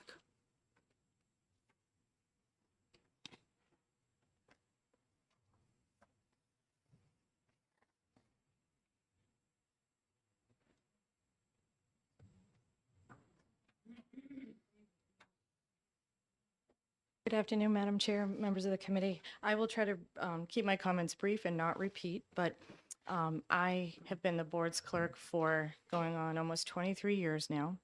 And what I can add to this, I fully support the amendment, and I have always believed, and Michelle can attest to that, that since the day I got there, I never understood why it was written the way it was, both on the hiring and the removal process. It seemed to be, it just fell short of processes that should be there. But what I can tell you, I fully support the 5-year term. And I also have listened to taxpayers for 23 years talk about and ask questions about, well, how were they appointed? What's their background? What was the process? And I've tried to explain each person that I've worked with, and I've worked for many different boards. Michelle's probably been the constant, but I've worked with a lot of board members, and they all did bring something different to the table. But the 5 years, what I've also seen from my seat is the fact that if a new member comes on, they almost need a year or two just to get caught up to speed. Yes, they bring skills to the table, but as an adjudicative body, there's still a lot to learn. And a lot of people, if you're coming in, say, from the appraisal world, all of a sudden you're thrown into what looks very much like a courtroom. My own title as clerk was modeled after a court clerk. Certainly don't get the salary, let me be clear, but we're set up exactly like a court when you come to us, and we are user friendly for the Joe homeowner can do this himself and represent himself in what is actually looks and drives like a court.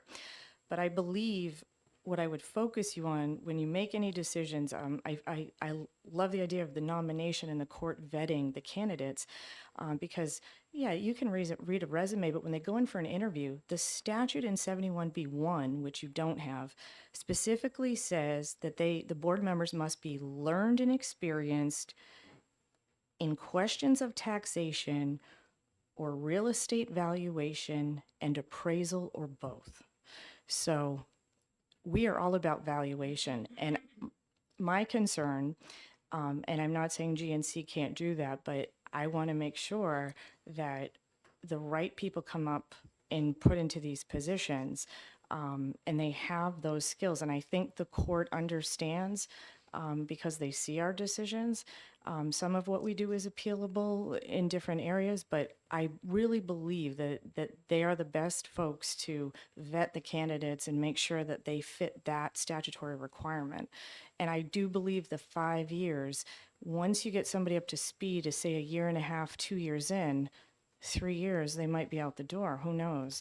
But at least if they're there for 5 years, we always had, prior to 2011, we always had a 5-year term. And I will not even try to explain what had happened, but it wasn't at our request to take it down to 3. The housing board, when they came along 3 years ago, LBA called me and said, hey, do you mind if we take your statute and model it? Because we want to do this for the housing board. I'm like, well, you can copy and paste. That's up to you. But they ended up with 5 years. And I think that's a good thing. And I'm also chair of the Hooksett Zoning Board. I know Representative Walsh. He was at one point, when I was chair of I'm still chair of the ZBA, and he was chair of the planning board, so we've crossed paths there. And he and I both, a year ago today, actually, Valentine's Day, he and I had a case at the housing board. It was my first experience. They are actually in the same building as we are. We went to a hearing, and long story short, I don't want to speak to them, but I see them very much in the same light as somebody, even a zoning board is a quasi judicial board. We are sort of the judge and jury of the facts to the law. But I just want to point out the skill level, and if you read what is required for that board, they need a land surveyor. So maybe that is GNC, but for what we do, this has to be somebody that can, really understand what we're trying to do.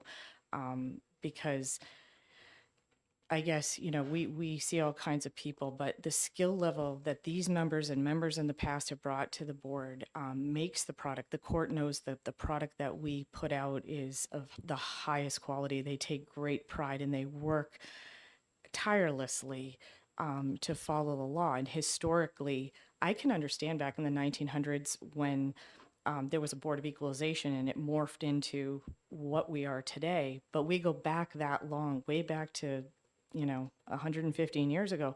I understand why they were trying to keep maybe the political influence out of it. They didn't have a tax system in place. They had nothing.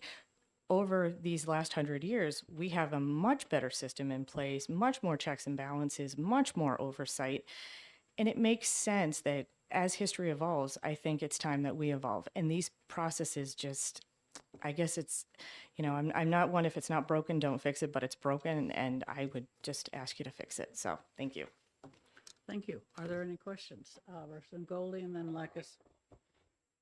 Thank you, Madam Chair.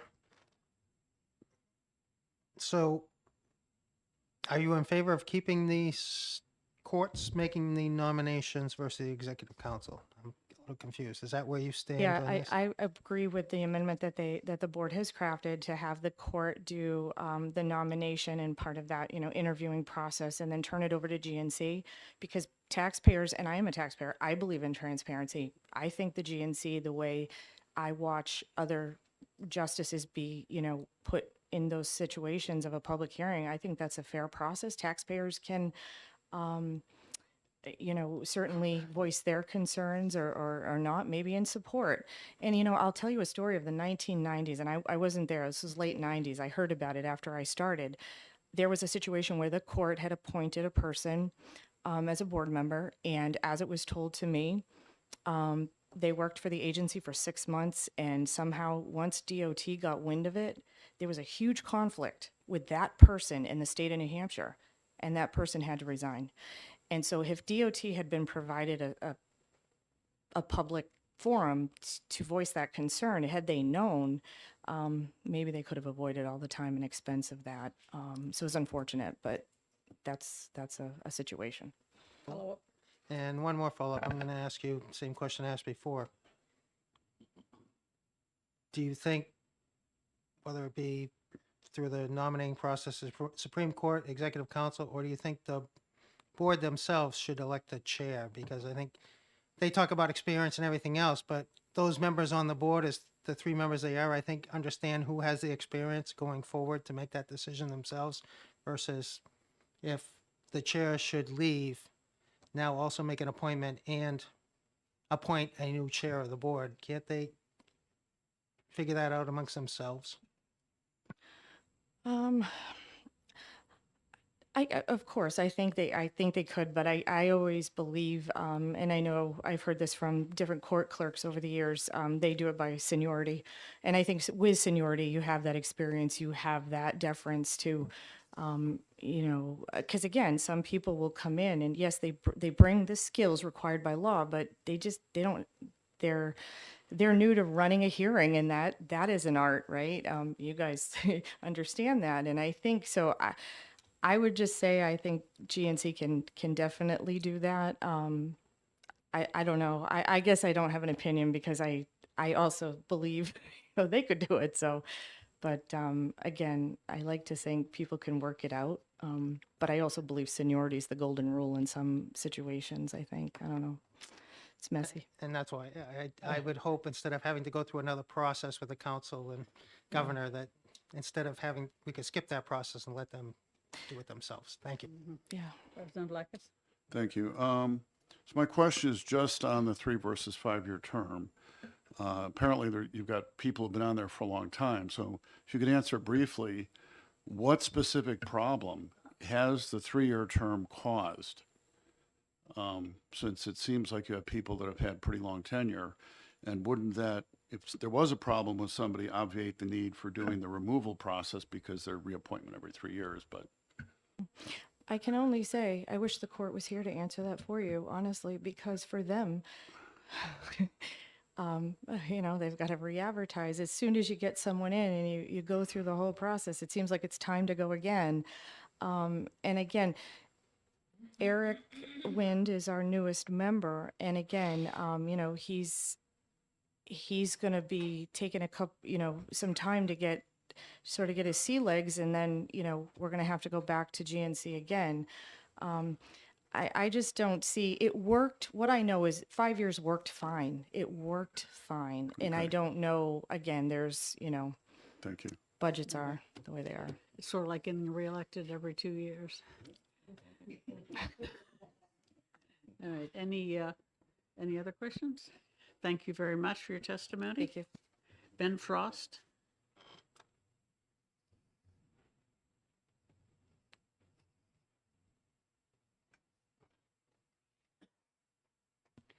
Thank you, Madam Chair, and good afternoon, committee members. I'm Ben Frost. I'm the Deputy Executive Director of New Hampshire Housing. I had not anticipated testifying on this bill, and I didn't indicate what my position was on the pink card. But when I heard the testimony of the folks from the BTLA, I thought, well, that sounds like a reasonable compromise. I was the original pre-introduction drafter of the legislation that formed the Housing Appeals Board. I worked closely with then Senator Bob Guida to craft that legislation based really largely on the structure of the BTLA, and we looked closely at the BTLA statute then to make decisions about how we thought the Housing Appeals Board should be formed, and we thought, well, this seems reasonable. We liked the fact that the members of the BTLA were appointed by the Supreme Court because it removes it from the political process, and we wanted to have that echoed by the Housing Appeals Board. I understand, however, the motivation behind the legislation, and that is, this was expressed by Representative Lynn after he retired as Chief Justice, became obviously a state rep, and he, speaking on earlier Housing Appeals Board legislation, he said, as a sitting justice, he didn't like the idea that he was appointing people whose decisions he would be hearing on appeal. And I understood that too. I think what the BTLA has proposed is a reasonable marriage of the two. It removes it from the political process, but then also opens it to transparency. So my hope is that if you wish to move forward with that amendment, that it would also structurally apply to the Housing Appeals Board and do the same thing for both, because the Housing Appeals Board legislation was really based on the BTLA. To Representative Goley's question to two prior witnesses, one thing I'll point out is that the statutes vary. Looking at New Hampshire Housing Statute, RSA 204C, we have a 9-member board that is appointed by governor and council. The chair of our board is appointed by the governor alone on an annual basis, even though our members have served 5-year terms. And that works really well for us. One thing that does is it removes the possibility of internal popularity contests, which can create friction among the members of a sitting board. So it works well for us. What you choose to do here, well, that's up to you. I'm happy to take any questions. Thank you. Are there questions? No, I Thank you. think the other witnesses got your share as well. Is there anyone else who wishes to testify on House Bill 1456? All right, seeing none, I will close the hearing and open the hearing on House Bill 1545 and call Representative Cloutier.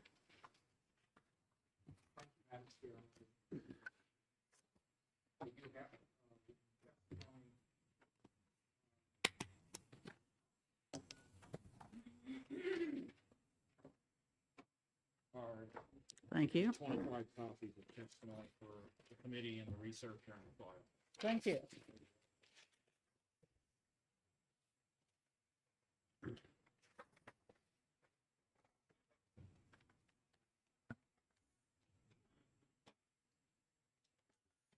Okay, for the record, I'm State Representative John Cloutier from Sullivan County District 6, comprising the communities of Croydon and Claremont. And I'm here today in strong support of House Bill 1545, which would amend current state law so as to allow the governor and council to sell or lease surplus state property at less than fair market value if the property is sold or leased to a nonprofit entity for the construction and development of affordable housing. House Bill 1545, I believe, is another tool in New Hampshire's toolbox to deal with the state's ongoing affordable housing crisis, a crisis that affects nearly every community in our state, including my home community of Claremont, and a crisis that is now causing much anxiety and suffering for especially our most vulnerable citizens who cannot afford the higher rents that have risen over the past few years. Unaffordability that has resulted in increased demands for housing assistance and homelessness in many of our communities, including again, Claremont. A crisis which is discouraging younger individuals, younger families, and even businesses from relocating to the Granite State.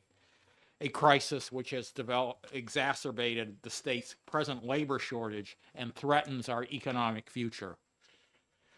Frankly, I believe there are many ways to deal with this crisis, but as many of you are beginning to understand by now, the best way to alleviate and eventually solve the crisis is to simply construct more new housing units or renovate. For example, the New Hampshire Bulletin in its April 27, 2023 edition cited the New Hampshire Housing Authority as indicating the state will need to construct at least 90,000 new housing units by 2040 to meet current demand for affordable housing. This translates into approximately 5,295 units per year from 2023 through 2040, according to my math. In fairness, I am noticing that small steps are now being taken in our state to deal with the crisis. In Claremont, I noticed more landlords are beginning to renovate substandard apartment buildings in order to create more apartments. As for our state government, the Invest New Hampshire State Housing Program launched in 2022 by the governor is beginning the construction of new housing units all over the state, and it's beginning to pay off. The extra money included in last year's final version of the bipartisan operating budget is also helpful. But I believe state government can do more. I really think they can do more. And House Bill 1545 is yet another way to build more affordable housing units. House Bill 1545 is written would allow sizable areas of state surplus property, because I'm going to be frank with you from my experience on the Long Range Capital Planning Utilization Committee, a lot of the property is not very large, but there are, I'm sure, some large tracts out there, whether open land or empty buildings in the right circumstances to be used for affordable housing if a nonprofit organization was willing to construct such housing and the local communities in which the surplus property were located were supportive. Because I know that's very important. The community's got to be supportive. In exchange, the state, with the ultimate approval of the governor and council, could sell or lease the surplus properties to the nonprofits at less than fair market value. And I want to emphasize that House Bill 1545 would not directly cost our state any money, not a dime. But the state would simply get a reduced price in surplus property sales if such properties are sold to appropriate nonprofit individuals at less than fair market value. I want to emphasize that there is no, as I see it, no direct state cost. Also, I want to emphasize that this bill does not preclude the state from selling state property, surplus property for housing to private entities at full market value. That is still a possibility. In other words, because the word may is in the bill's text, it is only enabling legislation according to my understanding. In conclusion, I'd be more than happy to work with this committee on any helpful amendments, because I know there's some, I've heard some concerns from some people already to House Bill 1545. But I request that you all eventually give this bill a positive recommendation in some form so that our state has another tool in its toolbox to combat its affordable housing crisis. Thank you very much for your time and listening, and I will do my best to answer questions. Thank you. Representative Lekis? Thank you. I'd like you to explain your statement that this isn't going to cost anything. Given that money's fungible, can't see how there's any difference between foregoing money coming in and spending extra money. I don't see any difference. What difference is there? Okay, well, in fairness, and I'm on one step, the ultimate is the Government Council, but I'm on the Long Range Capital Planning Utilization Committee. I've been in there for some time. And before it goes to Governor and Council, the state agencies who are selling surplus have to come to us, and we have to decide whether their requests are reasonable to sell it at full market value. And believe me, property, we deal with property values all the time, and property values go up and property values go down. So while there may be it's not a direct cost in the sense of an appropriation, but it's property that goes up according to for the free market. And this is something, so this bill would simply, in the right circumstances, we could give a nonprofit or a break in the sale. So I guess it does cost some money, but to put a fiscal note on it, I just can't say, because this is basically enabling legislation, and I feel it's the right circumstances. A piece of open land or a piece of empty state building might be available if a nonprofit came along to create it into surplus housing. All right, thank you. So hopefully that helps answer your question. Representative Dola? Thank you, Madam Chair. Thank you, Representative, for taking my you're question. In the definition of surplus property, am I correct to assume this is real property and not trucks and cars and things? Right. Like It that? is nothing to do with, it is either open land or buildings, basically. Thank you. Thank you. Representative Simon? Thank you, Madam Chair. Thank you for your testimony. Oh, you're welcome. You made reference in your testimony to the fact that local municipalities would have a say over whether or not they wanted the development to take place. I'm just looking at the bill itself and the referenced statutes. I'm not seeing that anywhere. Was there some place that you were pointing to say that was the case, or would we have to add Okay, that? and I just want to, of course, I don't know, communities are different. I think some of them have planning and zoning, maybe some of them don't, and depending on where the the surplus property was located in which community that their local planning and zoning statutes might govern if they have them. So maybe I have to be a little bit more careful, but I'm just trying to cover every situation and not try to mislead this committee saying it's an automatic thing that if there's surplus property available and a nonprofit wanted to do it, they could get it. They probably have to work with a local community, because without the local community support, I have a feeling that wouldn't go through in the end. Thank you. Okay, thank you. Representative Manchaputi? Thank you, Madam Chair. Thank you, Representative, You're for welcome. taking my question. Does this also address, there are a lot of old mill buildings and dilapidated buildings that could be partly owned by state, partly owned by local municipalities or local communities?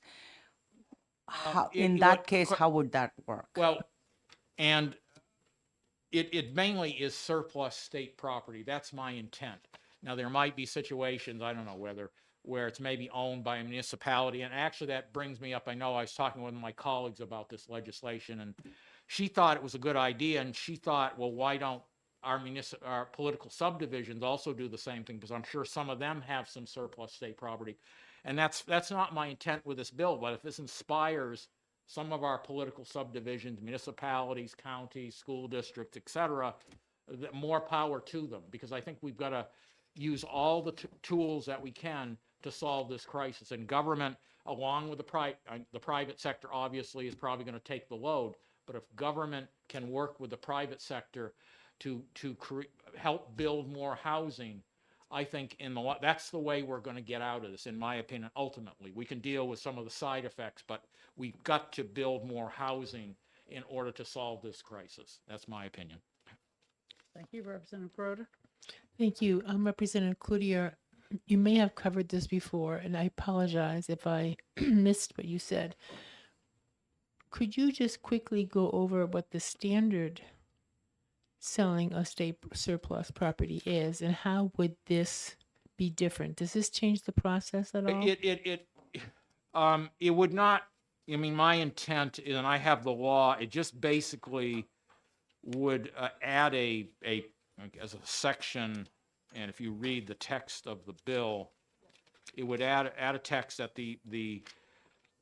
ultimately the governor and council, and there's a process, would be able to sell it without at less than fair market value. And I think it's RSA 440, and it would amend. Yes, I see what you're Okay, saying. yeah, I'll Roman see how numeral- that's tucked It in. would add another one under Roman numeral 3. It would be Okay. Roman numeral B, where right now we basically, ultimately the governor and council, but it's also the long range committee has to, if there's any surplus state property, normally they're supposed to sell it at fair market value, or and that's what we've tried to do. But of course, market real estate values go up and go down, and obviously the intent of our committee, especially for selling to a private entity, is to get the full fair market value to reimburse.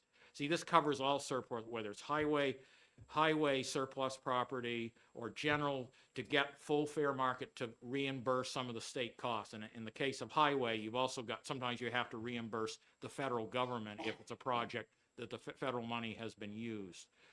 That's the intent. And I just want to give a nonprofit who are willing to create, it's an incentive, they would get a break on the sale. In exchange, they build affordable housing, whether it's open land or empty state buildings. That's the intent of this bill. Thank you. Hopefully that Okay, helps. thank you. Other questions? Representative Goldie. Thank you, Madam Chair. Yeah. Thank you for taking my Oh, question. you're welcome. I look at, and you discussed it earlier, as to cities and towns zoning determine whether or not housing is available for those positions. What happens if a nonprofit purchases this piece of property and all of a sudden it's deemed that it's unable to build these housing units? What happens then? In other words, I'm going to assume that the non does due diligence and confers with the municipality where the surplus property or is located first in order to make sure they're on board before going through with the purchase. I would think any nonprofit, if they wanted to do this project, they would seek the input of the municipality in order for this to go through, because if the municipality objected, there could be a real problem. They could deny, and I don't, planning and zoning laws. I mean, the sale could go through, but if they can't get the necessary permits, probably the affordable housing wouldn't be erected. Yes, I don't know. That's, and that could very easily happen if the developer talks to the town manager, for example, and then a group of aggrieved citizens put a warrant article through, changing the zoning of a parcel, which has been known to happen. right, and I mean, I would think everything the nonprofit working would have to get the community on board first before, purchasing this. Otherwise, I don't think they would go through that without community support. That would be sort of my common sense understanding, but. Yes, but that's not what's in the bill. What, Representative Blackus? Yeah, I think if you look at the last, and let me know if you look at the last sentence, it says it'll be conveyed with necessary covenants and restrictions, so used for that purpose. But what isn't clear is if they are unable to use it for that purpose, then what happens? And I think that needs to be So in clear. other words, if the non purchased it and there were some restrictions or. And then they weren't allowed to build. Well, and then probably they wouldn't be allowed to build. But I'd be willing, as I said, this is as I understand the language. As I said, I'm open to any helpful amendments if that would help clarify the intent of this bill. Thank you. Representative Brown? Thank you, Madam Chair.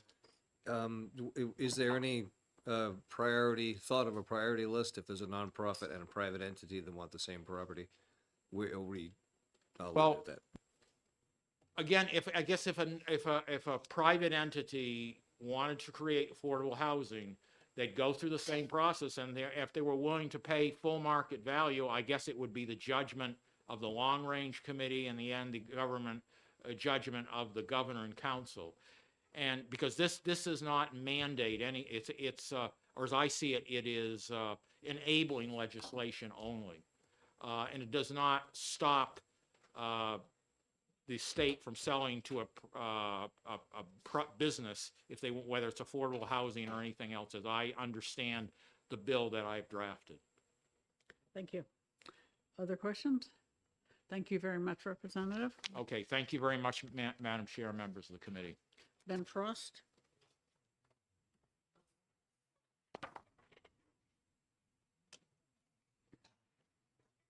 Oops.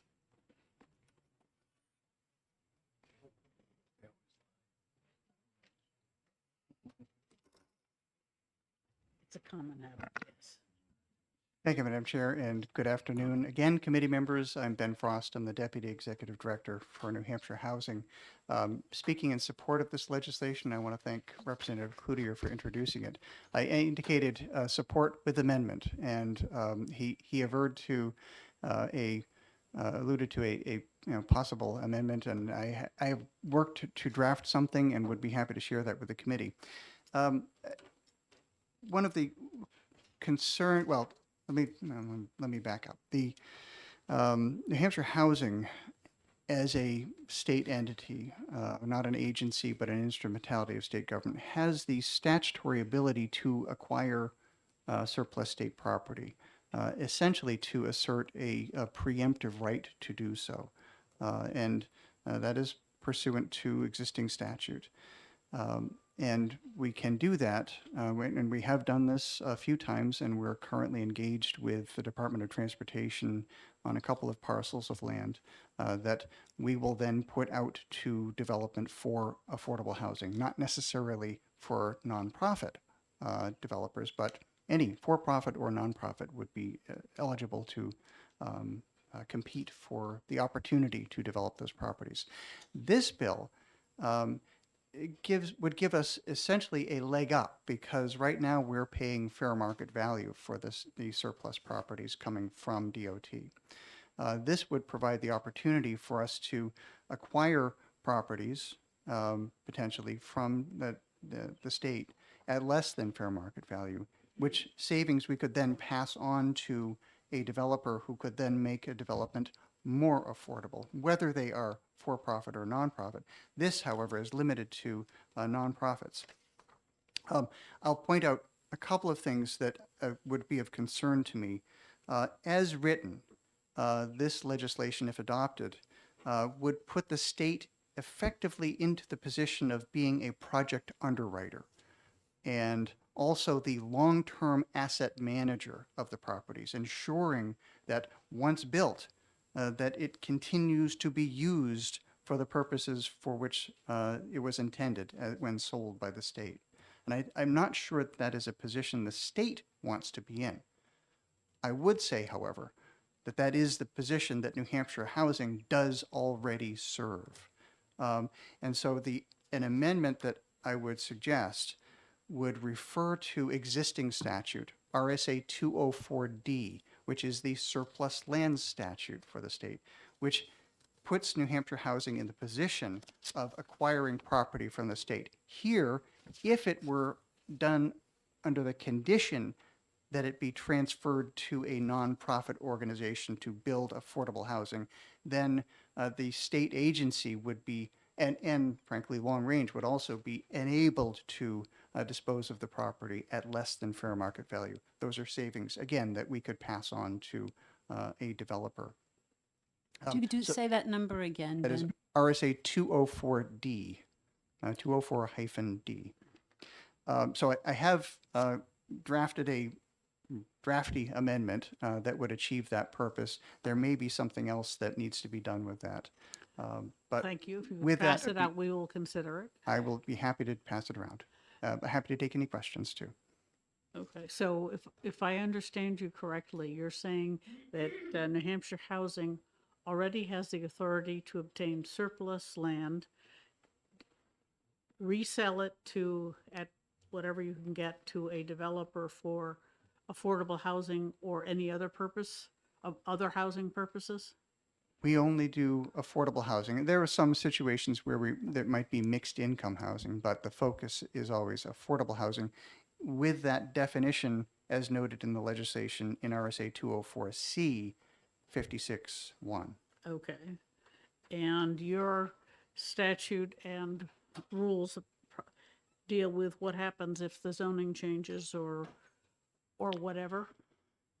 Well, to the extent I was able to follow the question before, we would really be interested in acquiring property where there is development potential, and that's what we're doing right now in our negotiations with the Department of Transportation. So we're working with the department and we're working with the municipality where the property is situated. So we look for situations where the existing zoning permits what we're trying to do. We have no real interest in bucking the municipal regulatory process. We don't have the ability to, frankly. If a development were or if property were transferred to us and then the zoning changed, well, then we'd have to probably sell it to someone who could use the property for the properly zoned purpose. Thank you. Representative Simon? Thank you, Madam Chair. In your testimony, you said that you felt like one of the benefits of this was that you would be able to acquire the property at a lower rate and therefore pass it on to a developer at a lower rate, which would allow them to create more affordable housing, which I'm assuming is really the entire purpose of the bill. But is there any guarantee that by passing the property on at a lower rate, it will in fact turn into cheaper housing? What would keep the developer from keeping the rates at the higher level, but just acquiring the property at a lower level? That's a great question, Representative. And it really leans back on our processes at New Hampshire Housing. That's our purpose for existing, is to develop affordable housing. And we're not interested in working with developers who, frankly, aren't going to do that. And we impose long-term guarantees that are legally enforceable. that include the ability to foreclose on the properties if they're not meeting the required conditions and covenants. Great, thank Okay. you. Representative Mangiapudi? Thank you, Madam Chair. Thank you for taking my question. When you acquire the housing authority, does do the due diligence in terms of wetland, conservation land, all those things? What is the developable parcel of land? Correct. Follow-up question, ma'am? Follow-up. Yeah. So when you say affordable housing, what are the different categories? Low income, workforce, missing middle, or what other categories does it include?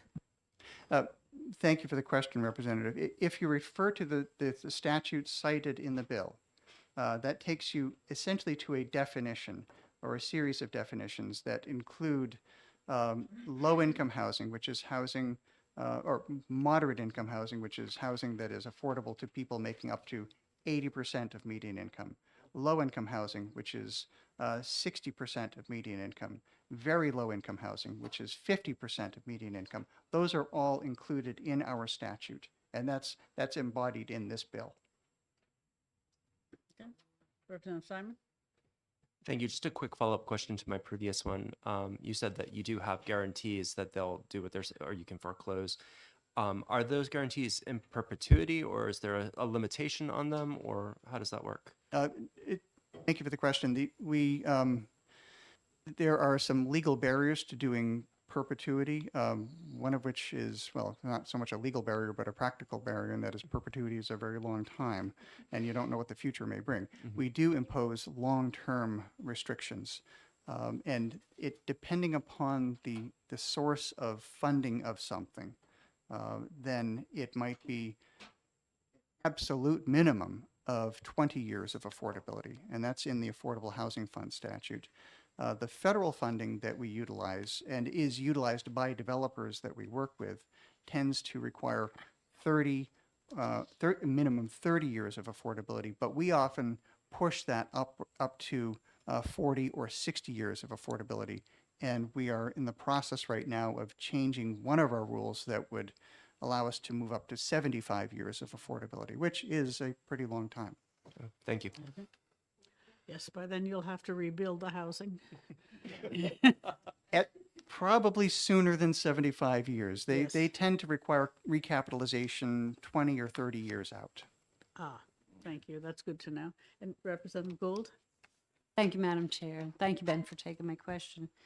You had mentioned that right now, currently, the Housing Authority has the option to buy at market value surplus property, correct? That is correct. And is that limited to you and no other nonprofit?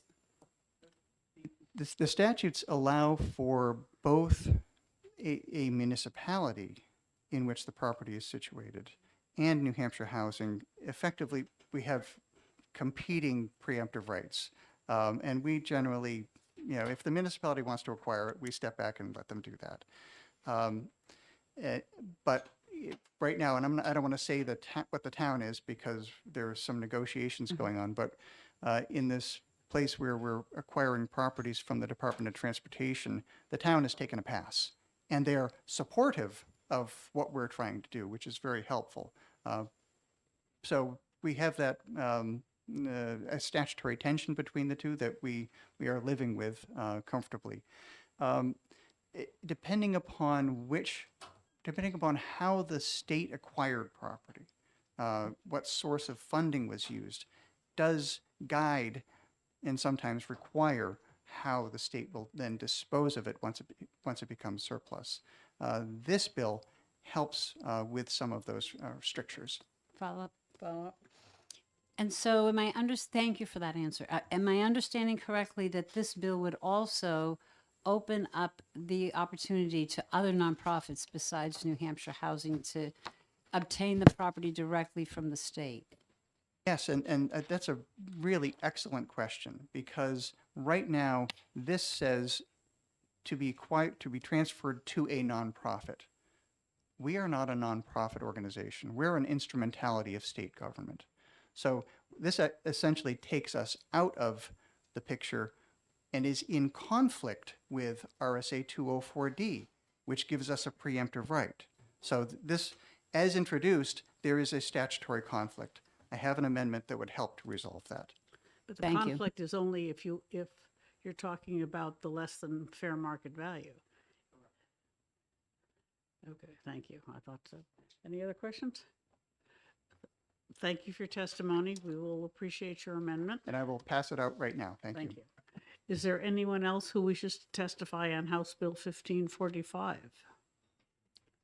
Okay, not seeing anybody. I will close the public hearing and recognize Representative Grota for an amendment to House Bill 1095.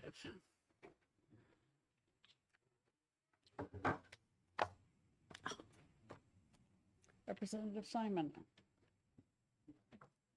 I'm a co-sponsor. Okay.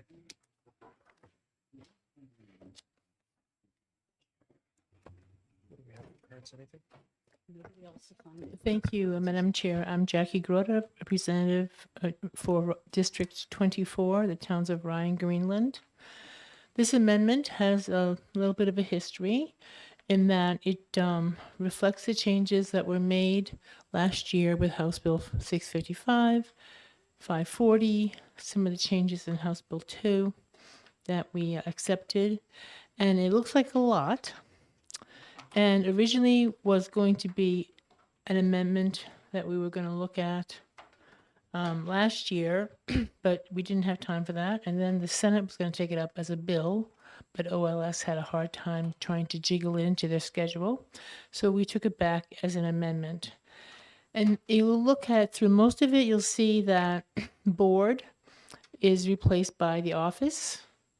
And there's the addition of RSA 310, which is the RSA that defines the responsibility of the OPLC.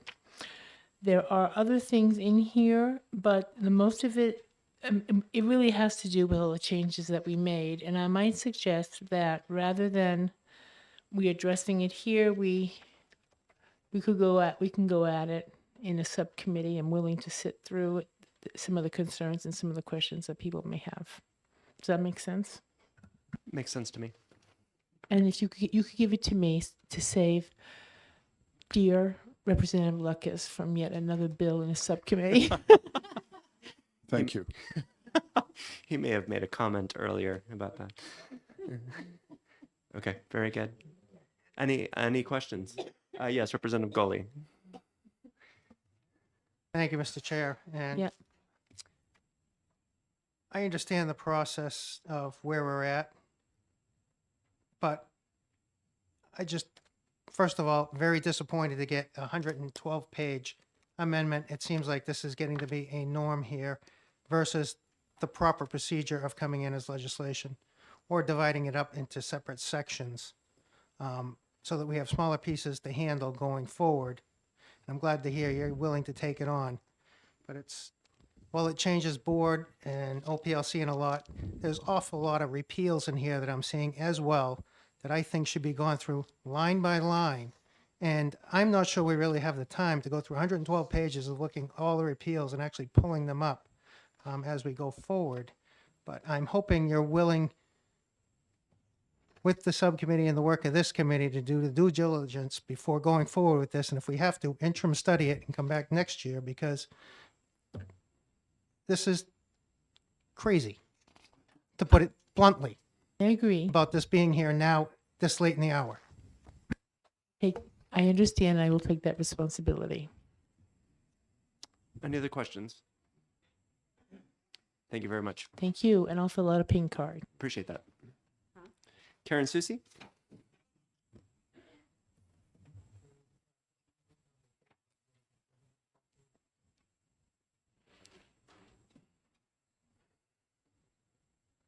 Good afternoon, Mr. Chair, members of the committee. My name is Karen Susi. I work at Sheehan Finney Capital Group, and I'm here on behalf of the New Hampshire Manufactured Housing Association. We are the representatives of the manufactured homes, park owners, installers, et cetera, everything in the industry. Just focusing in particular on page 92 of the amendment, lines 6 through 8, it appears that the Board of Manufactured Housing is attempting to be reinstated, which was repealed last session.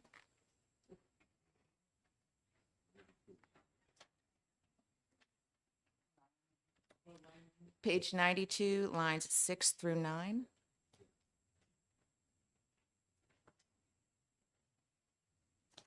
And certainly the reason behind repealing that board was that it had not had any cases, I believe, for 5 or 6 years within its jurisdiction.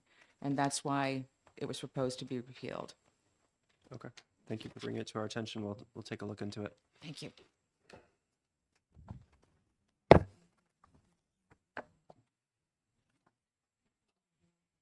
Simon Thompson. Perfect timing.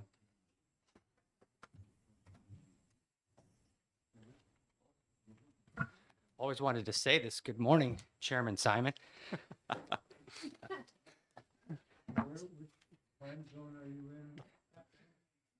Oh, did I say good morning? I'm sorry. Good afternoon, Simon Thompson. I'm with Sheehan Finney Capital Group here on behalf of the Electrical Contractors Business Association.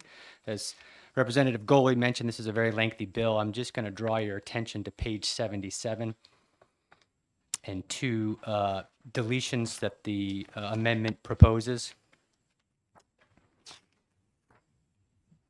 Line number?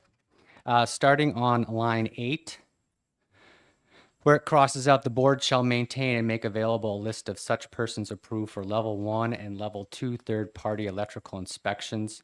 We would request that that language remain in the bill. Third-party inspectors are important to the overall housing kind of industry, in that a lot of rural towns do not have their own inspectors. And so when a general contractor or an electrician needs to get their work inspected, they need to have a place, a reference to go to call and find these qualified, approved third-party inspectors. So we would wish that that would stay in the current RSA. Further down, just one other point, starting on line 20, that deletion, again, we would prefer that that stay in the bill.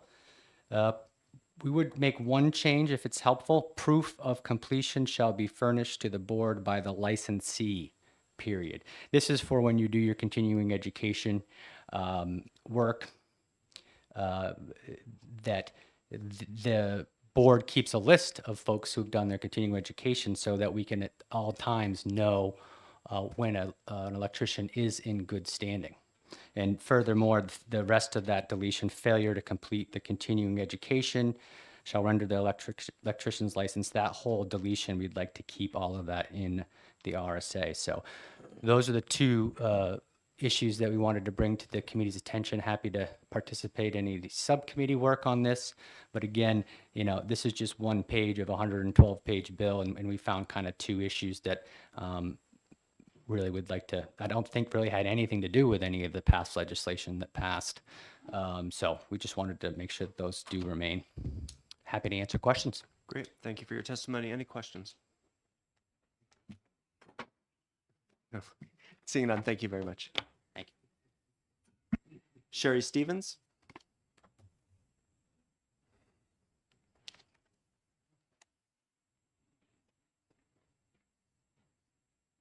That on? Yes. Okay.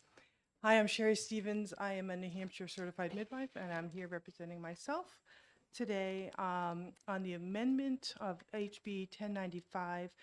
The concern I have is on page 35, lines 20 through 29, the practical experience requirements being prescribed by the office versus the council. It's including specific things like prenatal visits, postpartum follow-ups, and things like that. And then, I'm sorry, yep, it's page 35, lines 20 to 29. Yeah. And then on 25, they're talking about the technical skills being prescribed by the office. And on 28, it's talking about an examination being approved. 26 and 28 are talking about examinations. And this is kind of the core skills qualifications and things like that that a midwife would need to have to be certified. And I understand that this bill is a lot about OPLC taking over the administrative duties and the discipline duties and things like that, which we understand is a done deal, and that is understood and okay with us. But these seem to overstep that and sort of come down to the core values of what we do in our training. And I'm just concerned that if the Office of Professional Licensing has being able to prescribe how many prenatal visits we have to do before we get certified, I don't think they have the expertise and the understanding for that process. And I'd be happy to work with them and help them understand that. But at this point, I'm concerned that they could come up with any number of anything that they wanted and essentially put us out of business if they chose to. I don't think that's their intention, but it does make us vulnerable. And then on page 34, on line 13, it does give us, the council, the midwifery council, being the ability to adopt the rules for qualifications. And so I feel like we're adopting the rules for qualifications, and then on this line, they're having the OPLC tell us what our qualifications are, and that seems like in conflict to me. Any questions? Thank you for your testimony. Any questions from the committee? Yes, Representative Gould. My understanding that the conflict you're talking about represents, as I understood it, the board, or the advisory board now, right? Is Advisory no, board yet?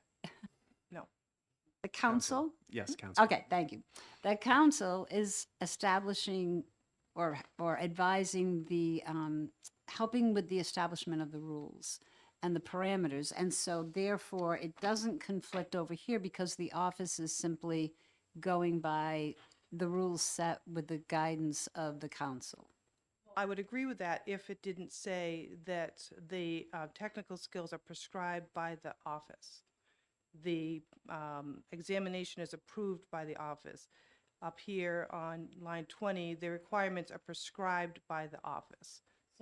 So would it be helpful? Follow up. Oh, so follow up. Thank Follow you. up. Would it be helpful then if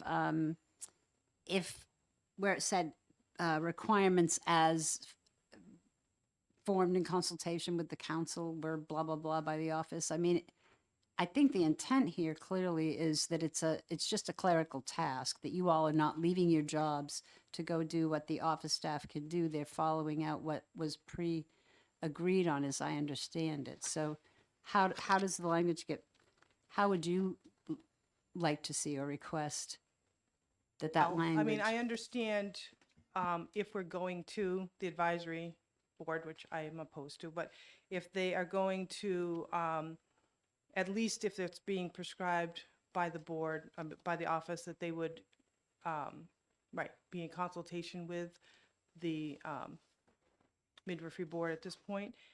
In rulemaking, we are making the qualifications. So I feel like we're making those qualifications, and then this gives them the power to. It just seems like a conflict to me. We're making the rules, and they're prescribing what we can and can't do. One last question. Just a reminder, we're going to be hashing this out in subcommittee, so I don't want to get too deep into it here. Okay. And my apologies. You need to understand I'm not prescribing what future actions are going to happen. We're handling a whole lot of things, and so I didn't mean to insinuate anything about the midwifery board No, I about understand changes that. coming up. No problem. And I'm really happy that this is going to subcommittee and we can deal with these little details in more a different place. Any other questions? Yes, Representative Manchpudi. Thank you, Mr. Chair. Thank you for taking my question. Currently, the council sets the parameters for education, training, recertification, continuing ed, all of those things. And where do you see that process being disrupted in this amendment? By them changing the prescribed, the requirements, the practical experiences requirement prescribed by the office versus the council. on those lines. Oh, so in that, currently, it's done by the council, and in this, it indicates the office. Right, it would be OPLC is one gonna thing take if over. if we make the prescriptions for what our training is, and the Office of Professional Licensing is just, right, following that when they're doing the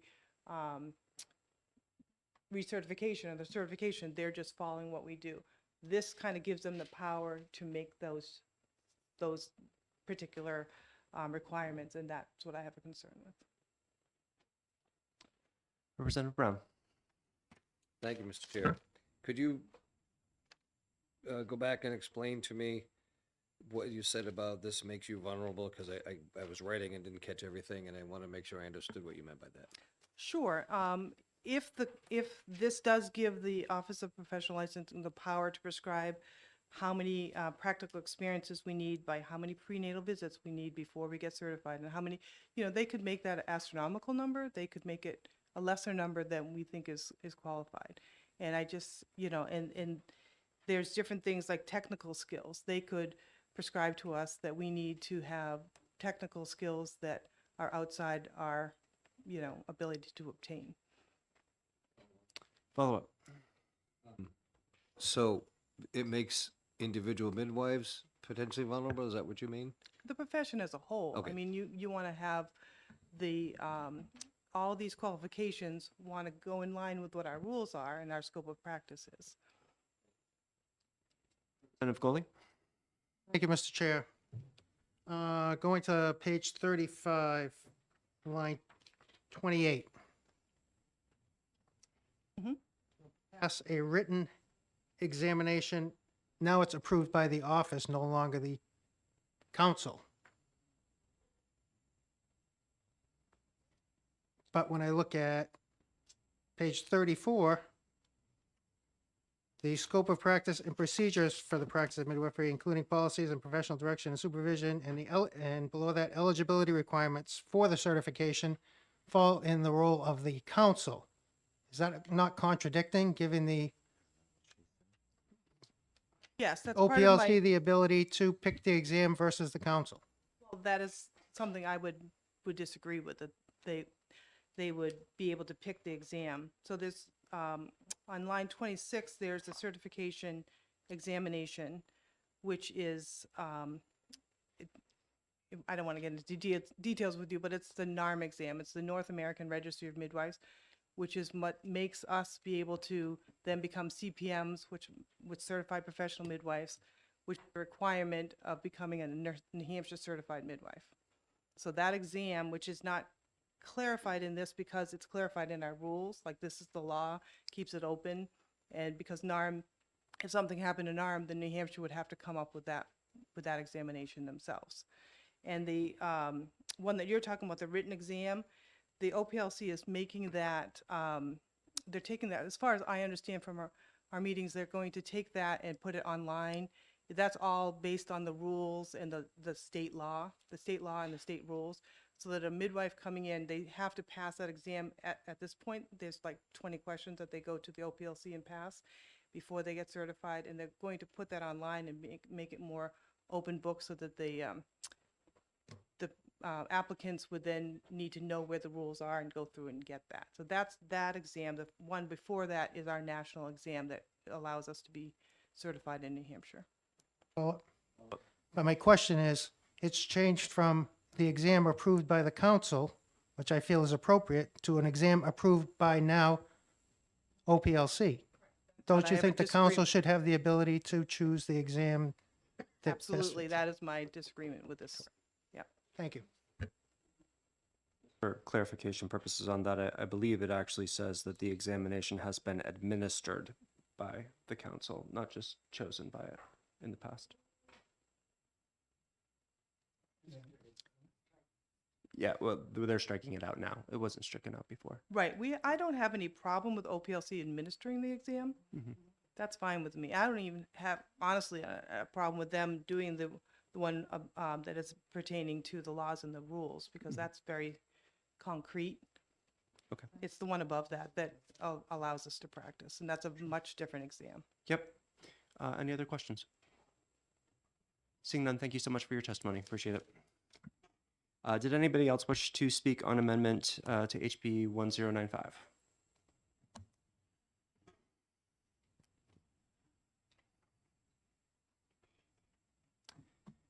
Executive Director Courtney.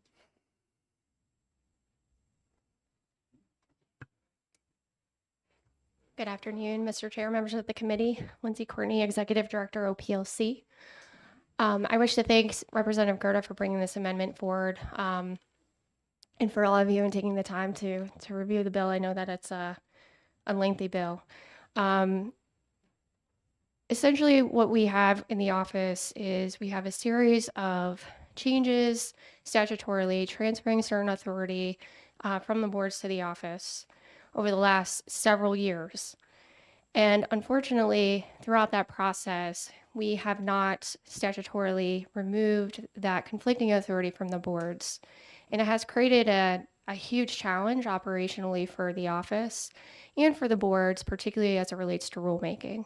This has been going on for years, and I think it's been compounded by the changes from last session. So I'm sensitive to the fact that this is a large bill, but we really do need some changes in our statutes. We are starting to see that rules are still being moved forward by the boards for which they shouldn't have and they don't have statutory authority, but because of the conflicts in the law, they're moving those rules forward. OPLC is taking objection to those rules. It's creating a mess operationally, so we have to make some changes. There are some things in this bill that I think we need to work on. Midwifery, certainly Ms. Stevens pointed some out.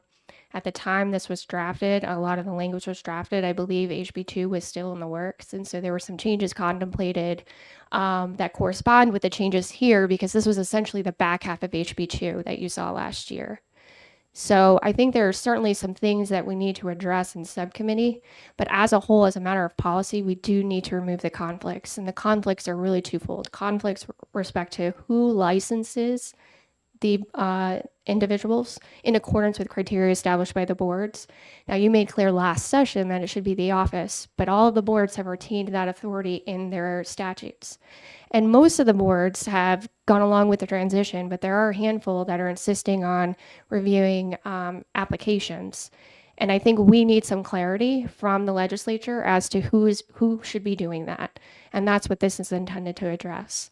Same thing regarding approval of education programs in accordance with the criteria established by the boards.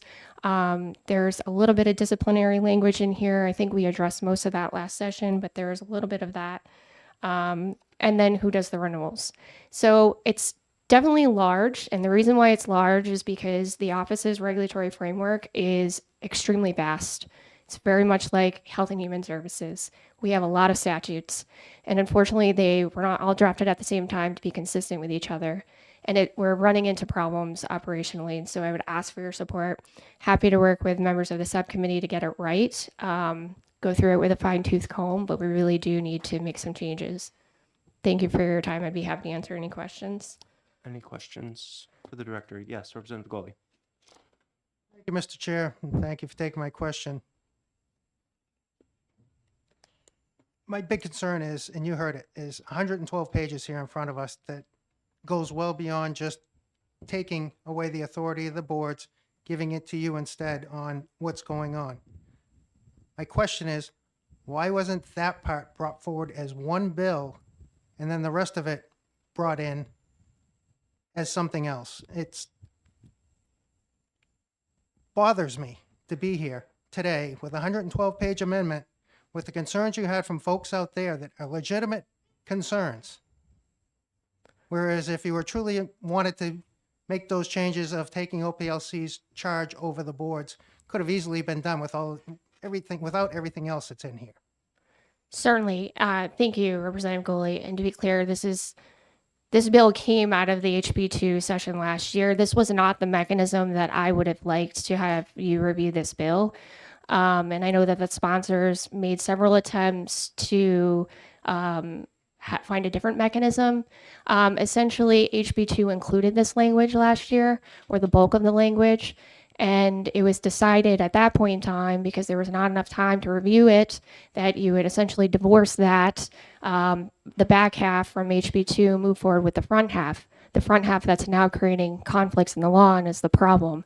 And so there was a commitment from this committee, I believe, to review that and to move forward with it on a retained bill, which was 518. And so then again, I know Representative Grota tried in October. After about a month, Director Alacona said, can't do it, can't move forward. And I believe the filing deadlines had passed. So I reached out to Senator Rosenwald and I said, this is going to be a problem for us. She agreed to file an LSR or to amend her an existing LSR and to put it on that. And then at some point, Senator Rosenwald said that the speaker had a different mechanism for solving the problem. And I think that mechanism was an amendment to this bill. So I don't think anybody intended this amendment to play out the way it did. My preference would have had to have this legislative body pass it as a package, either with HB2, 655, 409. Same bill was heard multiple times last session. But unfortunately, that's where we're at.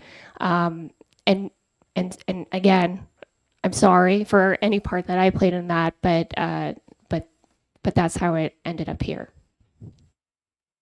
Follow up. I get, be careful how I say it. You look at it and you say, well, I wish it would have gone through in House Bill 2. In hearing the concerns and the complaints on the language here today, if this had gone through in House Bill 2, where would we be today? Well, on midwifery specifically, House Bill 2 contemplated moving them to advisory, which is why you have this language. And so by divorcing it and not making those changes in HB 2, I think that is part of the challenge. I disagree with respect to the electrical comments. If you look at actually what's proposed to be repealed, it's language that says that the board shall review information, or information shall be provided to the board. That's not the process that's contemplated by the statutory changes. So I think if we were to spend time, which I know is what you would like, talking through some of the stakeholders, that the issues that they've identified, I don't think are actual issues. With respect to manufactured housing, I don't read this bill as proposing to bring back the complaint board. What I read this bill to do is to include the jurisdiction that was within the complaint board under the installers board, because if you remember in House Bill 2, that eliminated the complaint board. So I think part of the problem was created by the fact that what happened last session, which is to take the back half off of HB2 and decide to pursue it separately. Sure, Representative Grota and then Representative. Okay, so I just want to address first of all, I want the committee to realize this is what happens when we make big changes, okay? Because all the stuff is intertwined, and at the end, somebody has to, since we own it because we made all these changes. Number two, you might recall that at the beginning of this particular year, we had a lot of OPLC bills which were similar to House Bill 2. So what this, and this is why we have to go through this, I'm sorry now that I think about it with you, is because if you don't, for example, in some of the bills that you have, which reinstates an advisory board for the manufacturing housing group and puts the midwifery as an advisory board, all these things, if those things somehow don't come out exactly the same as the legislature, this is going to get affected. So that's why when we first, and what Director Courtney said, I keep promoting her to representative, what Director Courtney says is true. I mean, this has been, believe me, I'm the last person that wants to bring a huge book to a committee, but this has been, we've tried this, we've been trying to work on this since the last August. This is how long we've been sitting on this. So I apologize, but at the same time, at this point, we just have to deal with it. And I'm willing to take it on. Sorry. I just want everybody to realize why we are where we are. Thank you. Representative Blakis. And I was actually going to make some of the comments that Representative Grota just did. The subcommittee is working through House Bill 1271, and we're actually meeting again tomorrow morning. And we haven't gotten to some of the parts like manufactured housing, midwifery, and some others. But, while I didn't want to take on a 112-page bill, we're going to have to stay in touch. And so, maybe if we decide to go forward with some of these, maybe they'll come out of this thing or whatever. We'll talk about it. Yeah, it's complicated. Thank you. Any other questions? Yes, Representative Mangiapudi. And then Thank you, Mr. Chair. And yes, having this comprehensive encyclopedia of what needs to be done is helpful because all the bills that we have in our subcommittee, we are changing from office to executive director office, the consistency, to know where the consistency is, what the changes are going to be. This is helpful to have this. And I appreciate that. It's a lot of work, but we have to do it. Thank you. Just a reminder to the committee, we're not in an executive session. We're asking questions of the people up front. So we'll try to keep it to that. Yes, Representative Schmidt. Thank you, Mr. Chairman. This is the kind of small detail stuff that happens in large bills. I've been here now for 22 years. I have seen on occasion when the process, skips a page, you name it, little details that get overlooked, get left out, whatever it is, but it's something that is imperfect and needs to be fixed. And it happens. And the alternative is we basically say, oh, well, leave it the way it is. And that's kind of like saying that the Christmas tree lights don't come on because we didn't connect these two wires, but just leave it that way. And if it flickers, what the hell? Something like this happened, I think, with the Challenger when Sorry, something Representative got Schmidt, overlooked. Is there a question? Yeah, there is a Okay. question. I'm dealing with I'm not asking a question. I'm making a statement that we are talking about the situation which is on us to fix. I agree, and it's Going to subcommittee, subcommittee. and we can discuss it there, but right now we're asking questions. I'm not. The point is that we've gotten into the discussion, so now we have to get back out of the discussion. But a few things have to be clarified, and this is, as Representative Grota said, this is on us to fix, and it's going to get fixed in the subcommittee. And some of these little matters are causing some confusion. It will be worked out in the subcommittee, but it is appropriate. And as the old saying goes, we ain't making sausage here, and now we're making sausage. Thank you. Any further questions? Thank you for your Seeing time. none, I do have one sure. really quick. It is an actual question. And it maybe goes a little bit outside the scope of just the bill itself. So it might be helpful heading into subcommittee. I'm sensing anyway, a lot of confusion in the distinction between the office setting criteria and the office working in conjunction with the board and using the board's, to make that criteria. If you could, when you come to the subcommittee, although I don't want to step on the chair of the subcommittee's toes at all, just clarify for us the relationship and how that works and where to find it in statute so that we can refer back to it so that there isn't this constant confusion and question about whether or not who's actually setting the criteria and who has the power to set the criteria. That would be very helpful. Certainly, I can do that. Just for reference, it's in RSA Chapter 310, which basically says the office has to implement or license people in accordance with the criteria established by the boards. Thank you. Thank you. I'm sorry. Representative Blakis. And I'll try and make this a question. So would you think it'd be helpful for this subcommittee if I or someone sent them a link to the beginning of what we did with House Bill 1271? And on that one, since it did a lot of moving to advisory, we spent about an hour hashing out what's the difference between an advisory and a statutory committee. Yes, I think that would be helpful. I'll try and do that. Thank you. Any other questions? Thank you for your time. Thank you very much, Director. Appreciate it. Would anyone else like to testify on amendment to HB 1095? Seeing none, I'll close the public hearing. That will be referred to subcommittee, which I will leave to the chair to straighten out. And we are in recess until next time.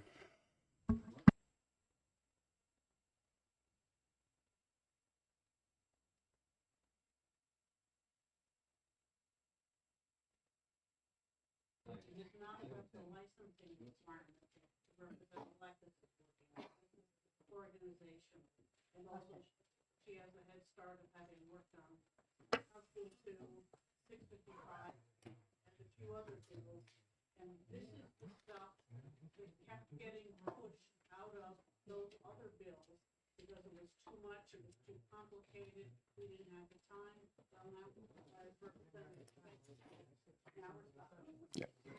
All right, so it's referred to Representative Grota's subcommittee. And when are we meeting again, Mr. Chair? Our next meeting together is next Tuesday. And the At 10 a.m. licensing subcommittee is meeting tomorrow morning at 9 a.m.